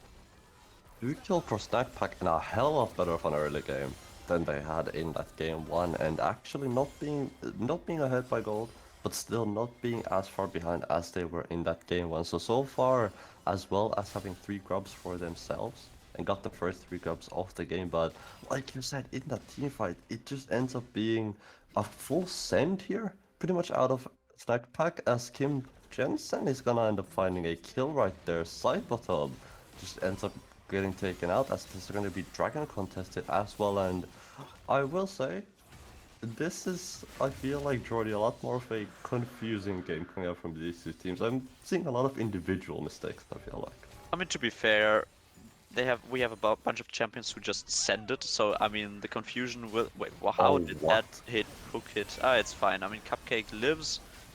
Priorcon is alive. He's kind of dancing with the fire. Like I have no idea where he stepped towards the enemies again. It's like 1 HP basically. But this Jace has 133 CS, secured 5 plates and first blood turret. This guy is a monster right now. Yeah, he's definitely gonna be. You say he's a monster now, and he definitely is. But imagine what of a kind of a monster he'll be once that Mana Moon finishes up, right? Cupcake potentially under threat here. That hook is gonna go wide. Honestly, with how the first hook hit, I still don't know how. I'm surprised that one didn't hit either. I mean, like, at the end of the day, the way this hook did curve... Oh wait, there's just like another JL gank in the bot side, and this time the Meteor is like so incredibly dead. The Ashe trades 1 kill back, so well played by Cupcake.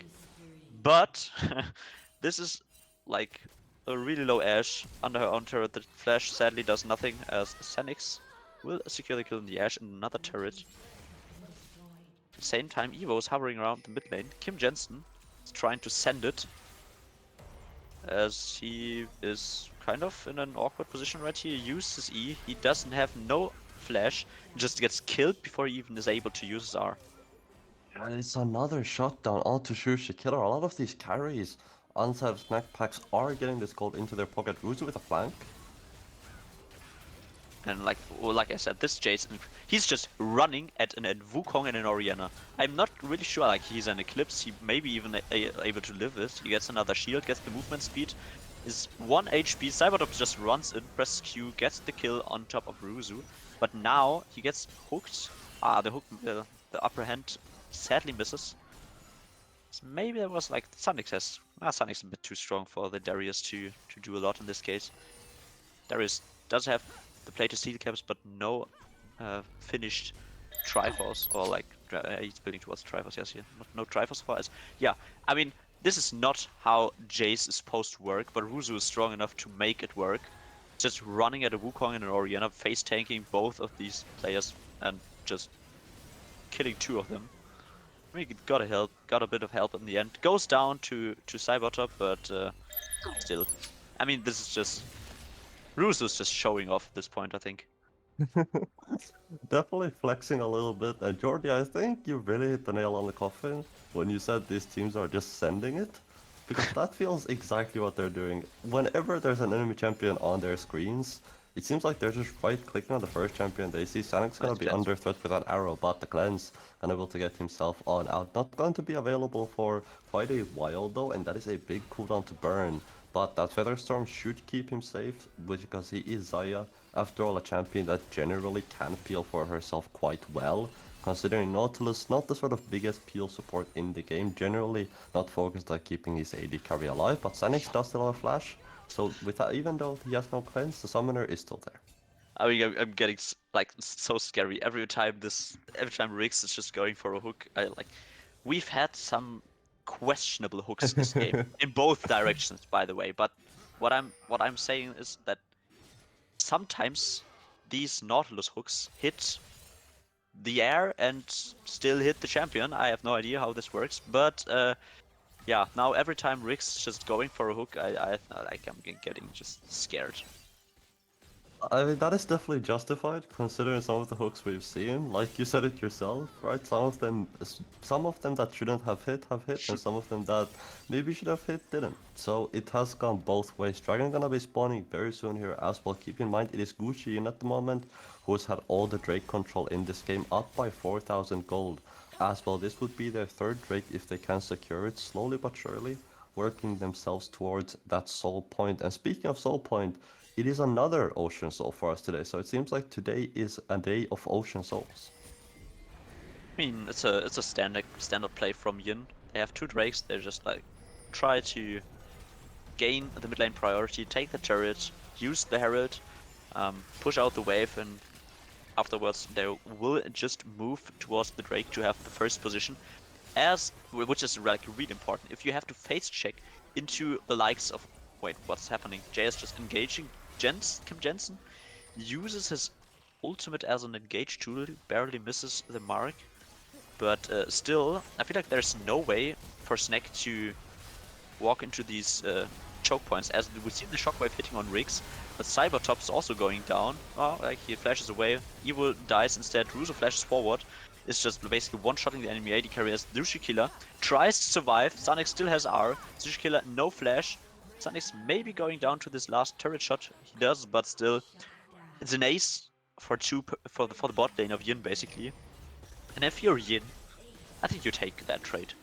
Gucci Yin gets 5, it is traded for 2 on the other side, but a massive team fight coming out from them, and a little bit of a messy one, I want to say, from both sides, but look at the cancel on Cybertop's ultimate, they're almost, the reset comes through, but Kim Jensen with a beautiful stun onto him right before the animation ends, and Senix completely sends it, like you said, has the ultimate to back him still up, does end up falling to the tower, so still gives away a kill, but it is a 1-for-1 in that regard, while it is an Ocean Soul point on the side of Gucci, and a lot more gold into their pocket as well, currently ahead by about 5,000, 6,000 gold, so it is a lot more even of a game, I want to say, than that game 1, because it does feel like the side of Snackpack are actually playing the game this time, but still it is Gucci who just are ahead and who seem unfazed even in these messy team fights.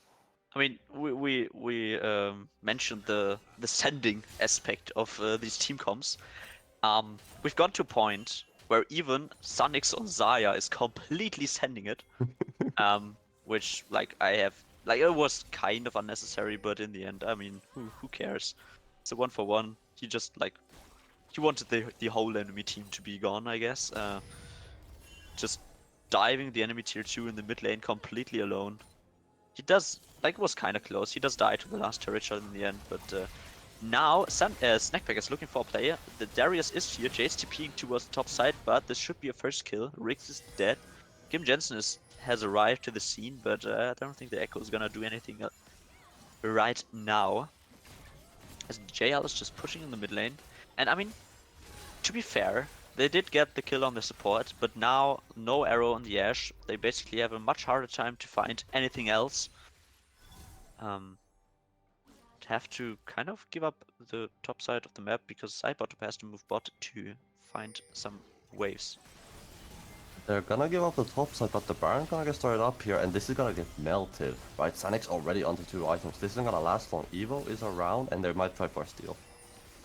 I mean, honestly, I think it's gone. Evo can go for a steal if he wants to, but wait, he's jumping in. Was kind of a 50-50 Baron. So wait, how on earth did Kim Jensen die? He has R, decides against using it. So 1-for-0 so far. No Ashe arrow to follow up, but... So it was a great call by Yin. They saw the Darius on the bot side. They knew that Riggs was basically on his way already.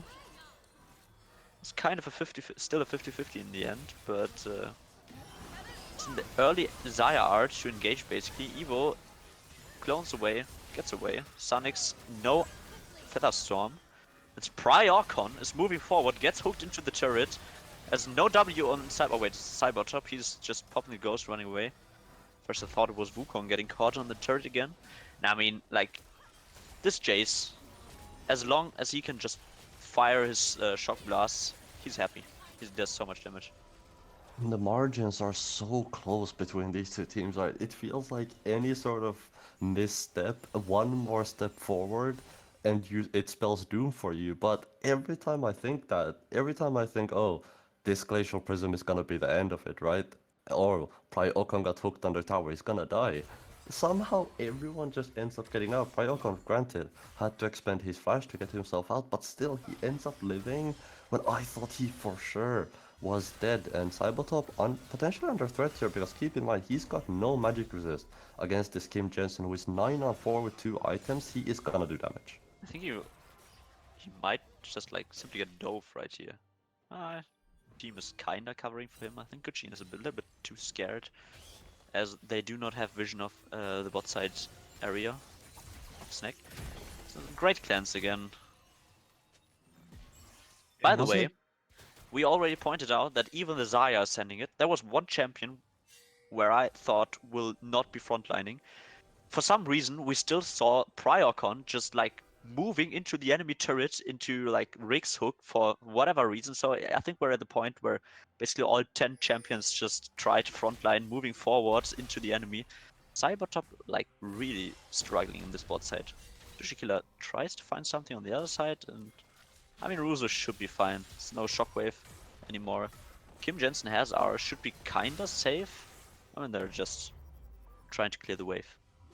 I mean, I thought that last time too, but another fight in the bot side jungle. Priorcon going to fall to Riggs hook once more, but I thought Kim Jensen was fine last time too, ended up not using the ultimate. Evo should be safe here with the clone to avoid most of the damage. It's gonna be actually forced to flash on out. Glacial Prism from JL not gonna be available, but a solo Bolo in the top left. Ruzu is gonna find a kill, but Sushi Killer with a kill of his own in response, and a lot of gold into the pocket of that Orianna with Ruzu shutdown being collected.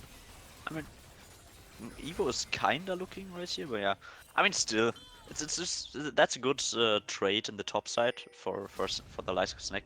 Sushi Killer is really strong right now. Has 3 items. Wait, there's a fight in mid lane. I mean, the clone gets completely one shot, but yeah, Dragon gets started. It is the soul. Bear in mind. Enchanted Crystal Arrow sadly does not hit. Sushi Killer does have the TP available. Will be able to join his team. But yeah, Echo also should just like base TP. Cybertop tries to frontline. He has the Sterex available.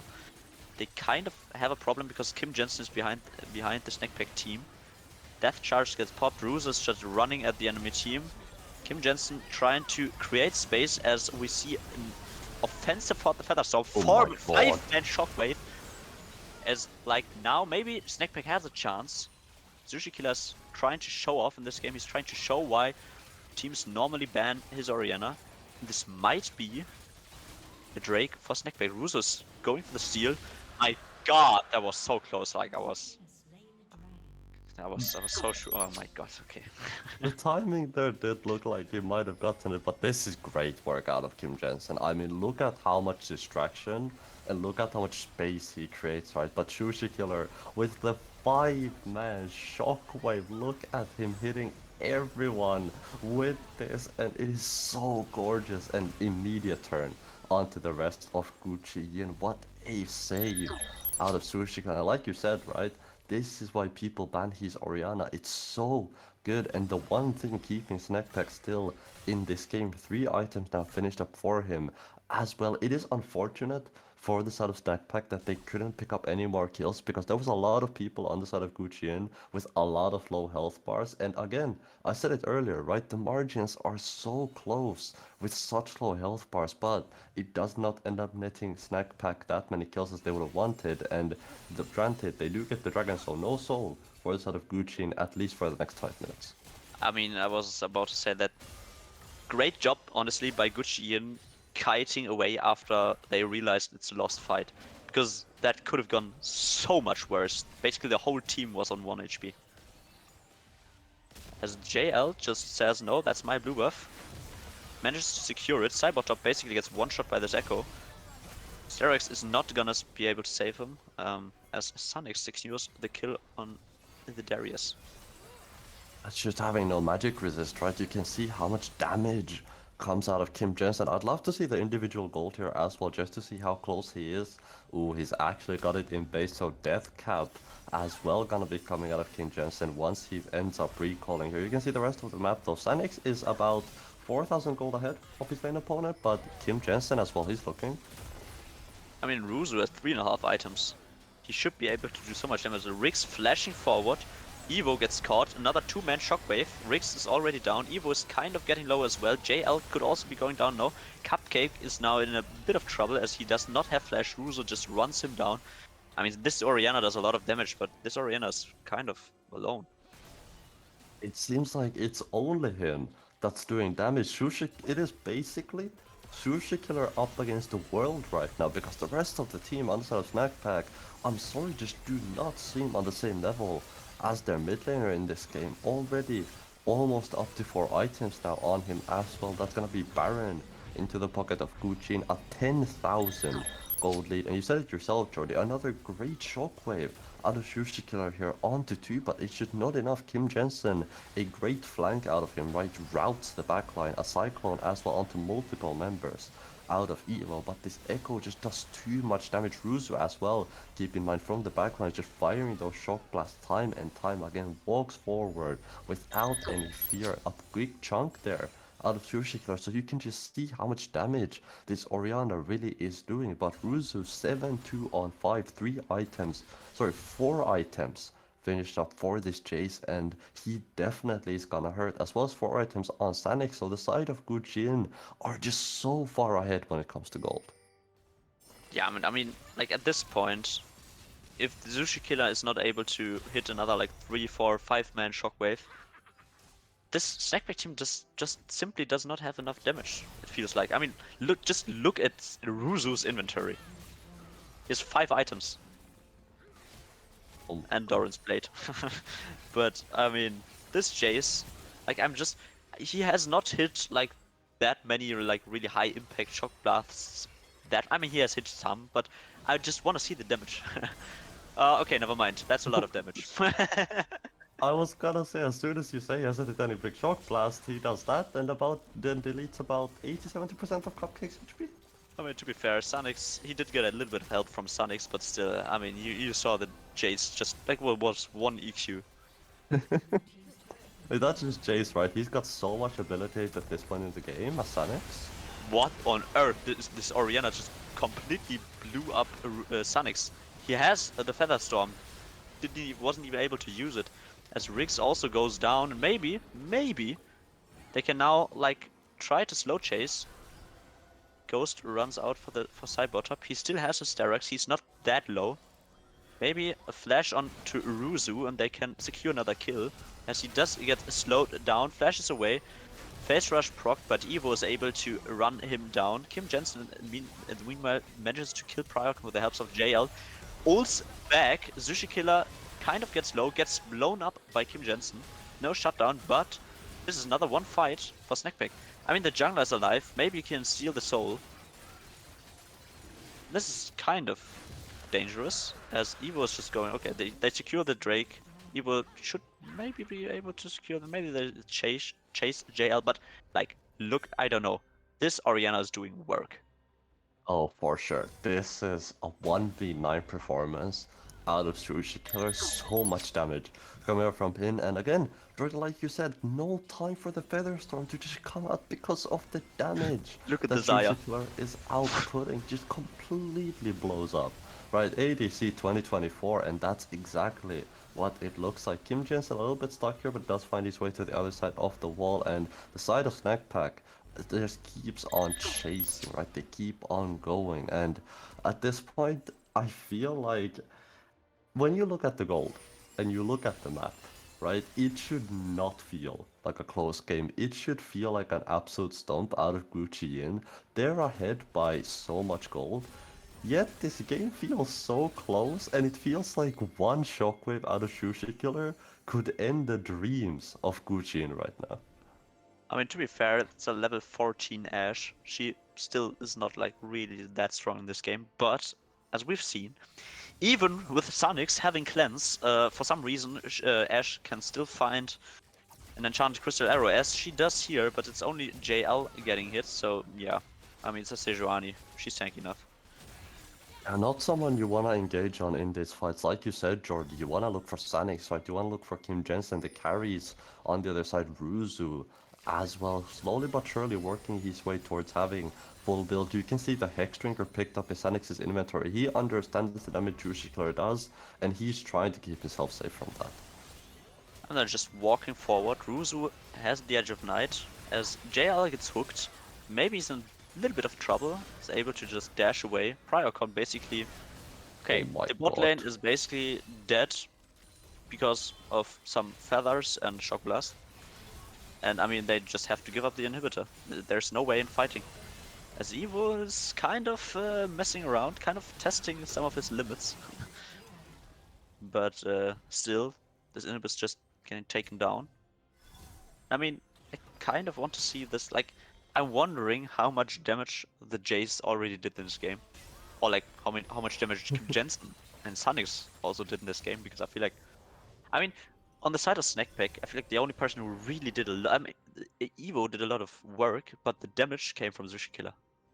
Oh yeah, So I better see some damage crabs at the end of this game, Jordy. I better see some numbers on my screen, cause I wanna know, like, mainly it's Ruzu, Kim Jensen, Sanix, and Shushi are the ones I wanna find out, because these guys I feel like have been fighting non-stop. yes, I mean this whole game, like 34 minutes, and we've had basically 49 kills. So yeah, it was not a slow game. Oh, for sure not, but still no soul picked up, keep in mind, for the side of Gucci, and we are 34 minutes in, and they haven't had the time to get themselves the 4 drakes they need, right? It's 2 ocean drakes for the side of Backpack. They've done a great job of stopping that soul, but JL now. And this is dangerous. I mean, JL might be going down here, has to flash away, has the dash available again, and they're just trying to fight this 3v4. I mean, they're playing that well, Cupcake gets hit, has to flash away, melee ult saves him basically, gets a bunch of life back. As, like, Yin is just playing the map. They have a 1-3-1 setup. And I mean, they're winning on both sides. This Echo has like 4 items, and one of them is Lich Bane. He one-shots the turret. This might just be the game. I don't think so. I mean, the team's going bad. The team's going... Gucci Yin is starting Baron, so... What on earth? Kim Jensen is really sending it in this case. Sushi Killer still has his tier, so he should get another shield, but Evo maybe should be a little bit of careful. No way. No way. Oh, that's a tilter. That's a tilter. Oh, that is disgusting out of Kim Jensen. Filthy, filthy. He ends up living. Oh, that is, I mean, just beautiful work out of Kim Jensen, right? You said it yourself, Jordy. He understood the assignment, right? It is just the side of Gucci in playing the map and JL understanding, I need to get myself the hell out of there, right? He just needs to be able to live because Kim Jensen, he's pushing down that bot lane, trying to get those objectives. He even got one Nexus tower for his troubles, but Jordy, at the end of it all, he even lived out of that. I mean, that was beautiful. It was a daylight robbery. Like, what happened? I mean, by the way, Kim Jensen is top lane. Oh, Gucci they're will trying to play just them up be again. slowing this whole situation down. They will not rush it. I mean, the Enchanted Crystal Arrow, it's Shockwave only onto JL, but maybe they are still able to fight this. Priorcon is able to get his R. The first reset for Cybot top, he has to be careful though, so it goes down again. And I mean, it's a 4v5, they win, and Kim Jensen's just finishing this game. Kim And he Jensen just doesn't one-shots care the about base. kills. It doesn't matter. It does not matter who wins this like Drake fight, but Kim Jensen just wins the game and disconnects right after, as it is a clean, kinda clean 2-0 for Yin. The second game was a little bit of a fiesta, a little bit of fun game, but in the end, I think there was no time in which Yin genuinely looked like threatened. But And yeah, I mean, 2-0 in the like end. you said, right? Kim Jensen, he literally just out the first game ends up walking away from the enemy nexus. I mean, I've never seen, or most of the time, don't see cool guys don't look at explosions in League of Legends. But god damn, Kim Jensen did not care to look at that one as he just walks away. And Jordy, I gotta admit, I enjoyed that second game a hell of a lot more than I did the Yeah, first game. yeah, for sure. I mean, the first game was just like, I don't know, Snackpack played like for the scaling, did nothing, rolled over, died. The second game, like they did. I mean, they did go down in the end, but they did not go down without a fight. I mean, I have to emphasize how like Sushi Killer and Evo.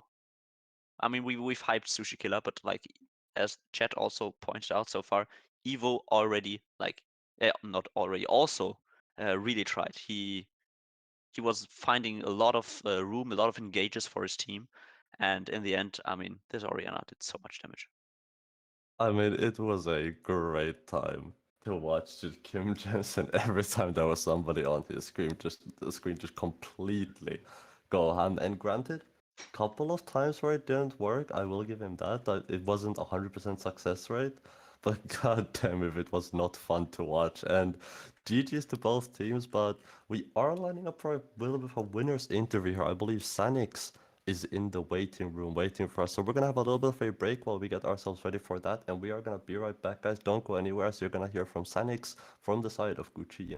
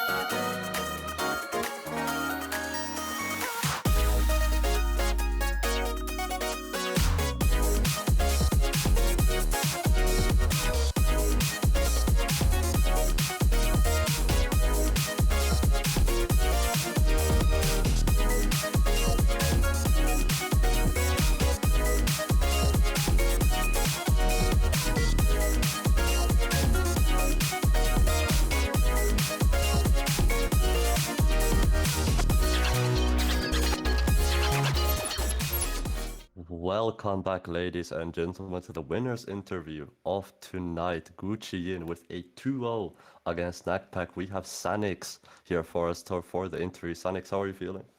I'm feeling good. Better than before the games, that's for sure. That is good to hear. Good to hear the nerves gotten out the way now the games are over. And Jordi, I'm gonna toss it up to you first. And I hear you have some burning questions to ask, so take it away, my friend. I mean, like the obvious one at first. This game, like especially the second game, was incredibly fun to watch. Was it fun to play as well, or like did it? It looked really fun. I mean, you had some. y- All of your team basically had some really. We often spoke of the term sending it, and your whole team basically did send it in this like I don't know 36-minute game, I think. How was it for you?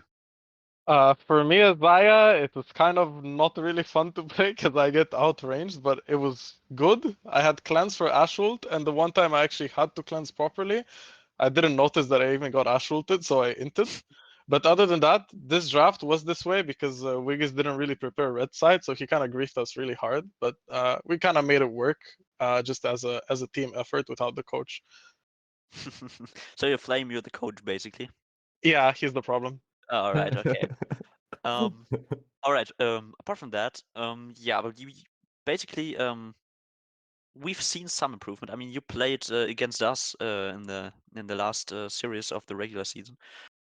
I feel like it's like I've already heard there were some, I don't know, issues with Kim Jensen as he did not feel that well in the last series. But yeah, I want to quickly touch on that because he looked really good today. He was like his echo was a menace. I've basically hyped him up, and despite me caster cursing him, he did deliver. What happened with Kim Jensen? Today, in comparison to last weekend, Basically, um, yes.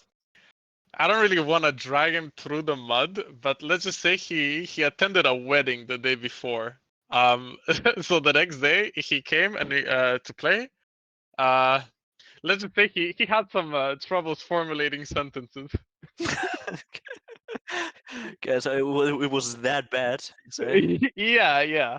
But honestly, good losses because we probably got the easier side of the bracket in playoffs. So honestly, good losses, strategic. So you basically go ahead and say you only you made the intentional loss against us. So Yeah, we yeah, feel yeah. better. I'm So not. we feel better. Yeah, of course, of course. I mean, All right. honestly, we know on a good day you guys don't really stand a chance, but All right. Okay. Yeah. Bring me the tea. Bring me the tea. Okay. um. Yeah. Okay. So basically, you would just like steamroll over the assassins anytime you have a good day, and Kim Jensen has not like completely entered his whole sleep schedule, and and I don't drank know. too much the day before. Yeah, All right. yeah. Okay. That's what Okay. I'm saying. Yeah, yeah. Confidently, All smiling right. imp emoji. Okay, perfect. All right. So yeah, I'm gonna toss it back to Dessa. You still you also have some questions for Sanix? As Dessa is, I don't know, away from keyboard at the moment, I think. So Yes, I'm just please gonna ask me a question. yeah, no, Dessa, I think Dessa has like what's happening? Yeah, it's fine. It should be fine. So yeah, you've already talked about the bracket. Um you played Snackpack now. Yeah, For the next game you'll have to duel it out with Solaris. It's a Solaris no-brainer. Eris, Yeah. and especially like Strophic at the AD carry position. As the AD Hello? carry yourself, how do you prepare? Do you think you've got what it takes, like on the personal note, and do you think you as a team have got what it takes to defeat Solaris? Okay, I don't want this to sound cocky, but I personally sometimes I see what Wiggy's types as drafts, and I'm like, yeah, we could do this here and this, and then he like makes up all these plans, and then we ruin them in the span of like 10 minutes, and we're like, oh no, but this and this and that and this, and then nothing really happens. And I remember even today, I didn't really open Snackpack's OPGG, and I think in game one draft I was like, wait, is this the team that has Cupcake on ADC? Like I'm kind of clueless against the people we play. So yeah, I'm not worried about Solaris. I think we'll prep really good into them. And by we, I mean our coach, if he doesn't grief draft again. All right. Okay. One last question from my side.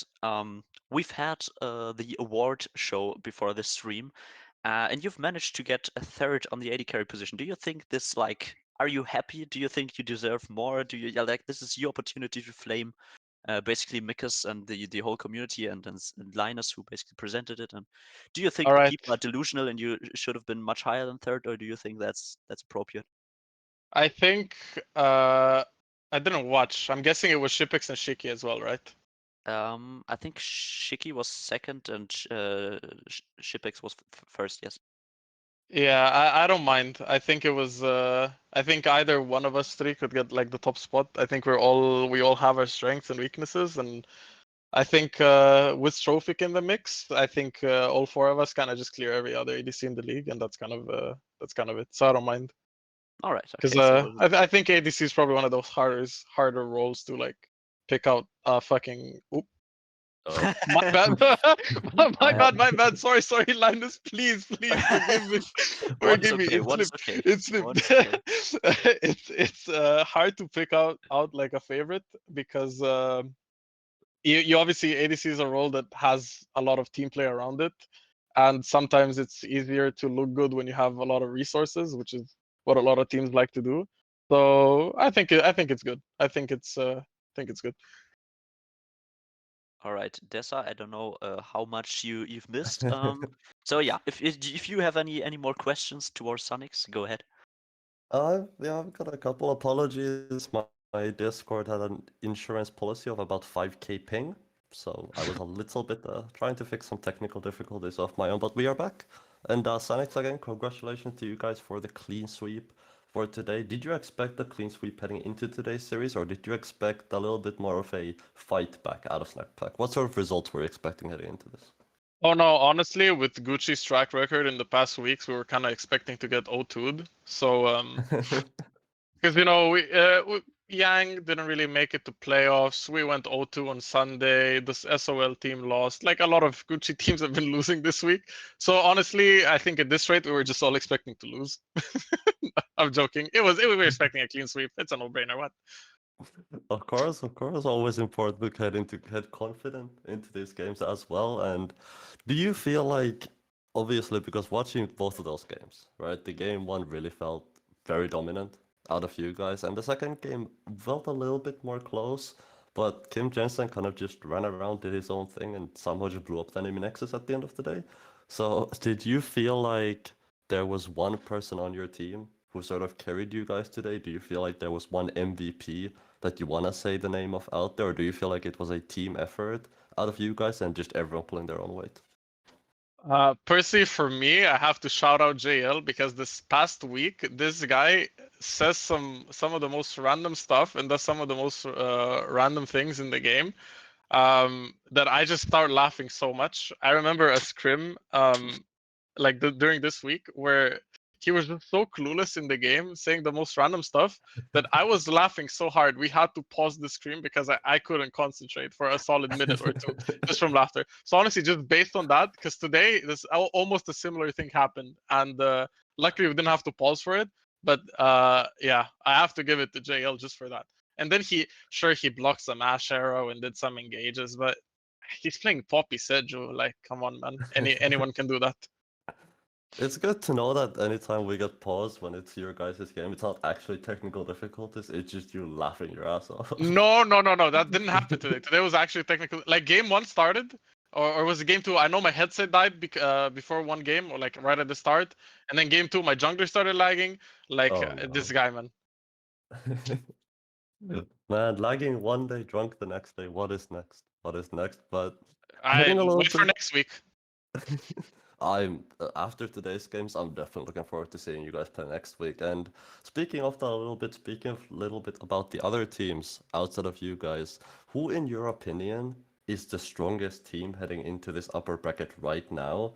And the team that you yourself are sort of maybe not as a team, but you yourself are most excited to sort of go up against. I think Vitage and Diamond. Mostly because Jonathan was my jungler last split. I rate Shipex very highly. Jesse is he's a funny guy. And Benjamin's Wow. the goat.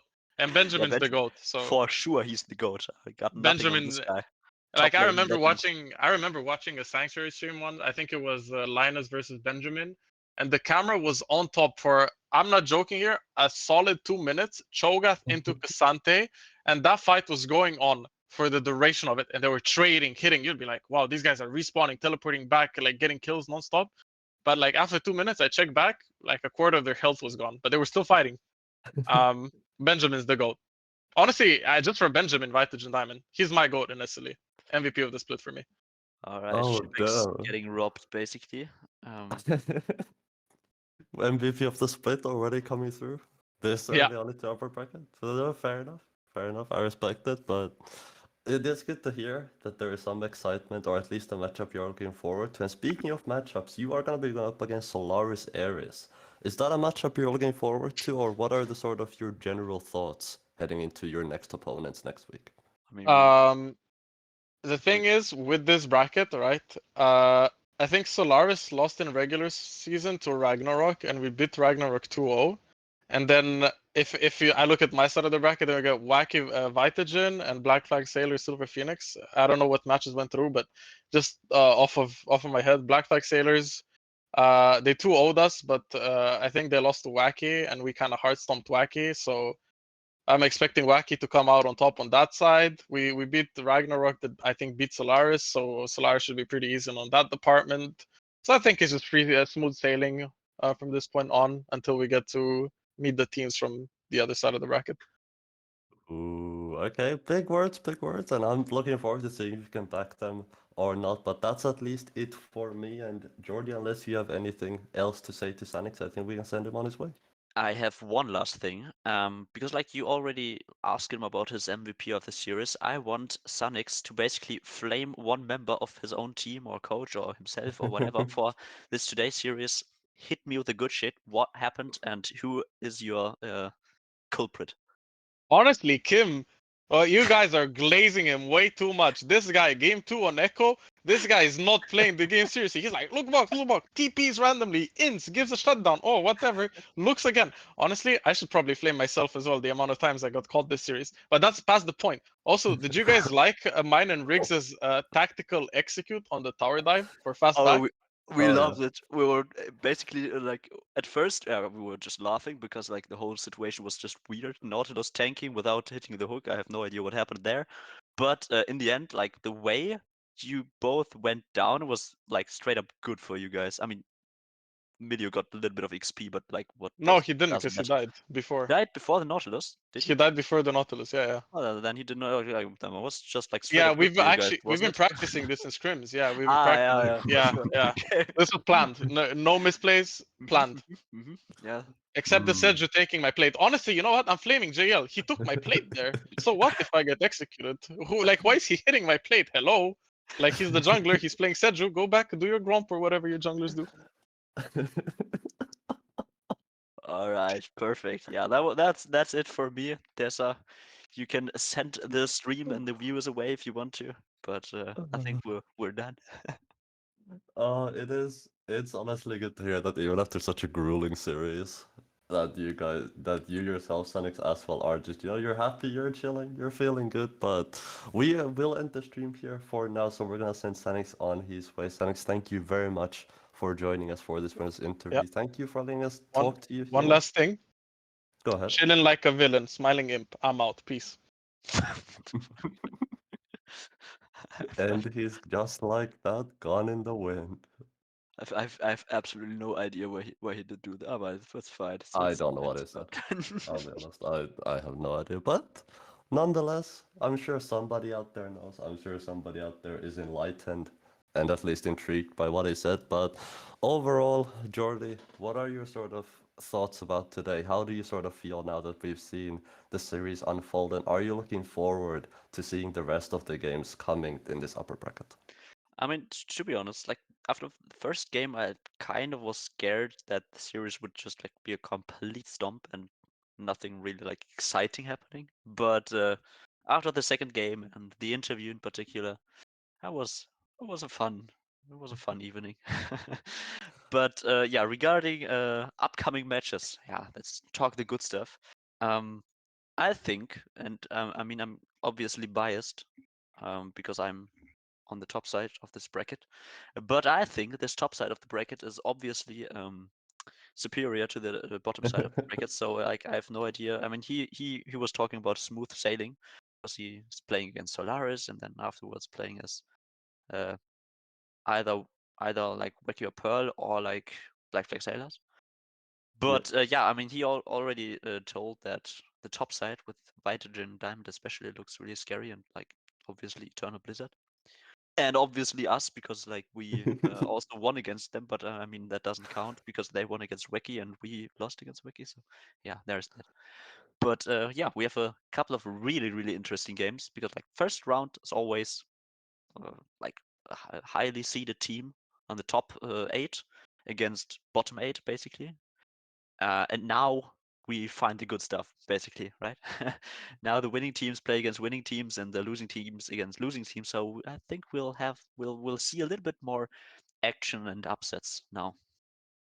And I mean, rather sooner than later, right? Teams are gonna start getting knocked out, and we're gonna start getting to those games where you have to win them if you wanna progress. But overall, like you said, Jordy, I've had one hell of a time tonight, and it was fun games to watch. I'm definitely looking forward to seeing what the rest of the upper bracket matchups can bring us. But we are going to end ourselves off for today. Thank you to everyone for staying around for watching these two games. It was a bit of a longer stream, I want to say a bit of a longer games we had today, but still a blast, still a fun one. Jordy, thank you very much for joining me. A pleasure as always. Peppa, big man in the background, big producer, thank you for putting everything together. And as well as to you guys for watching, whether it is a good day, a good evening, where you're watching this from. Have a good day, and we'll see you next time. Bye bye.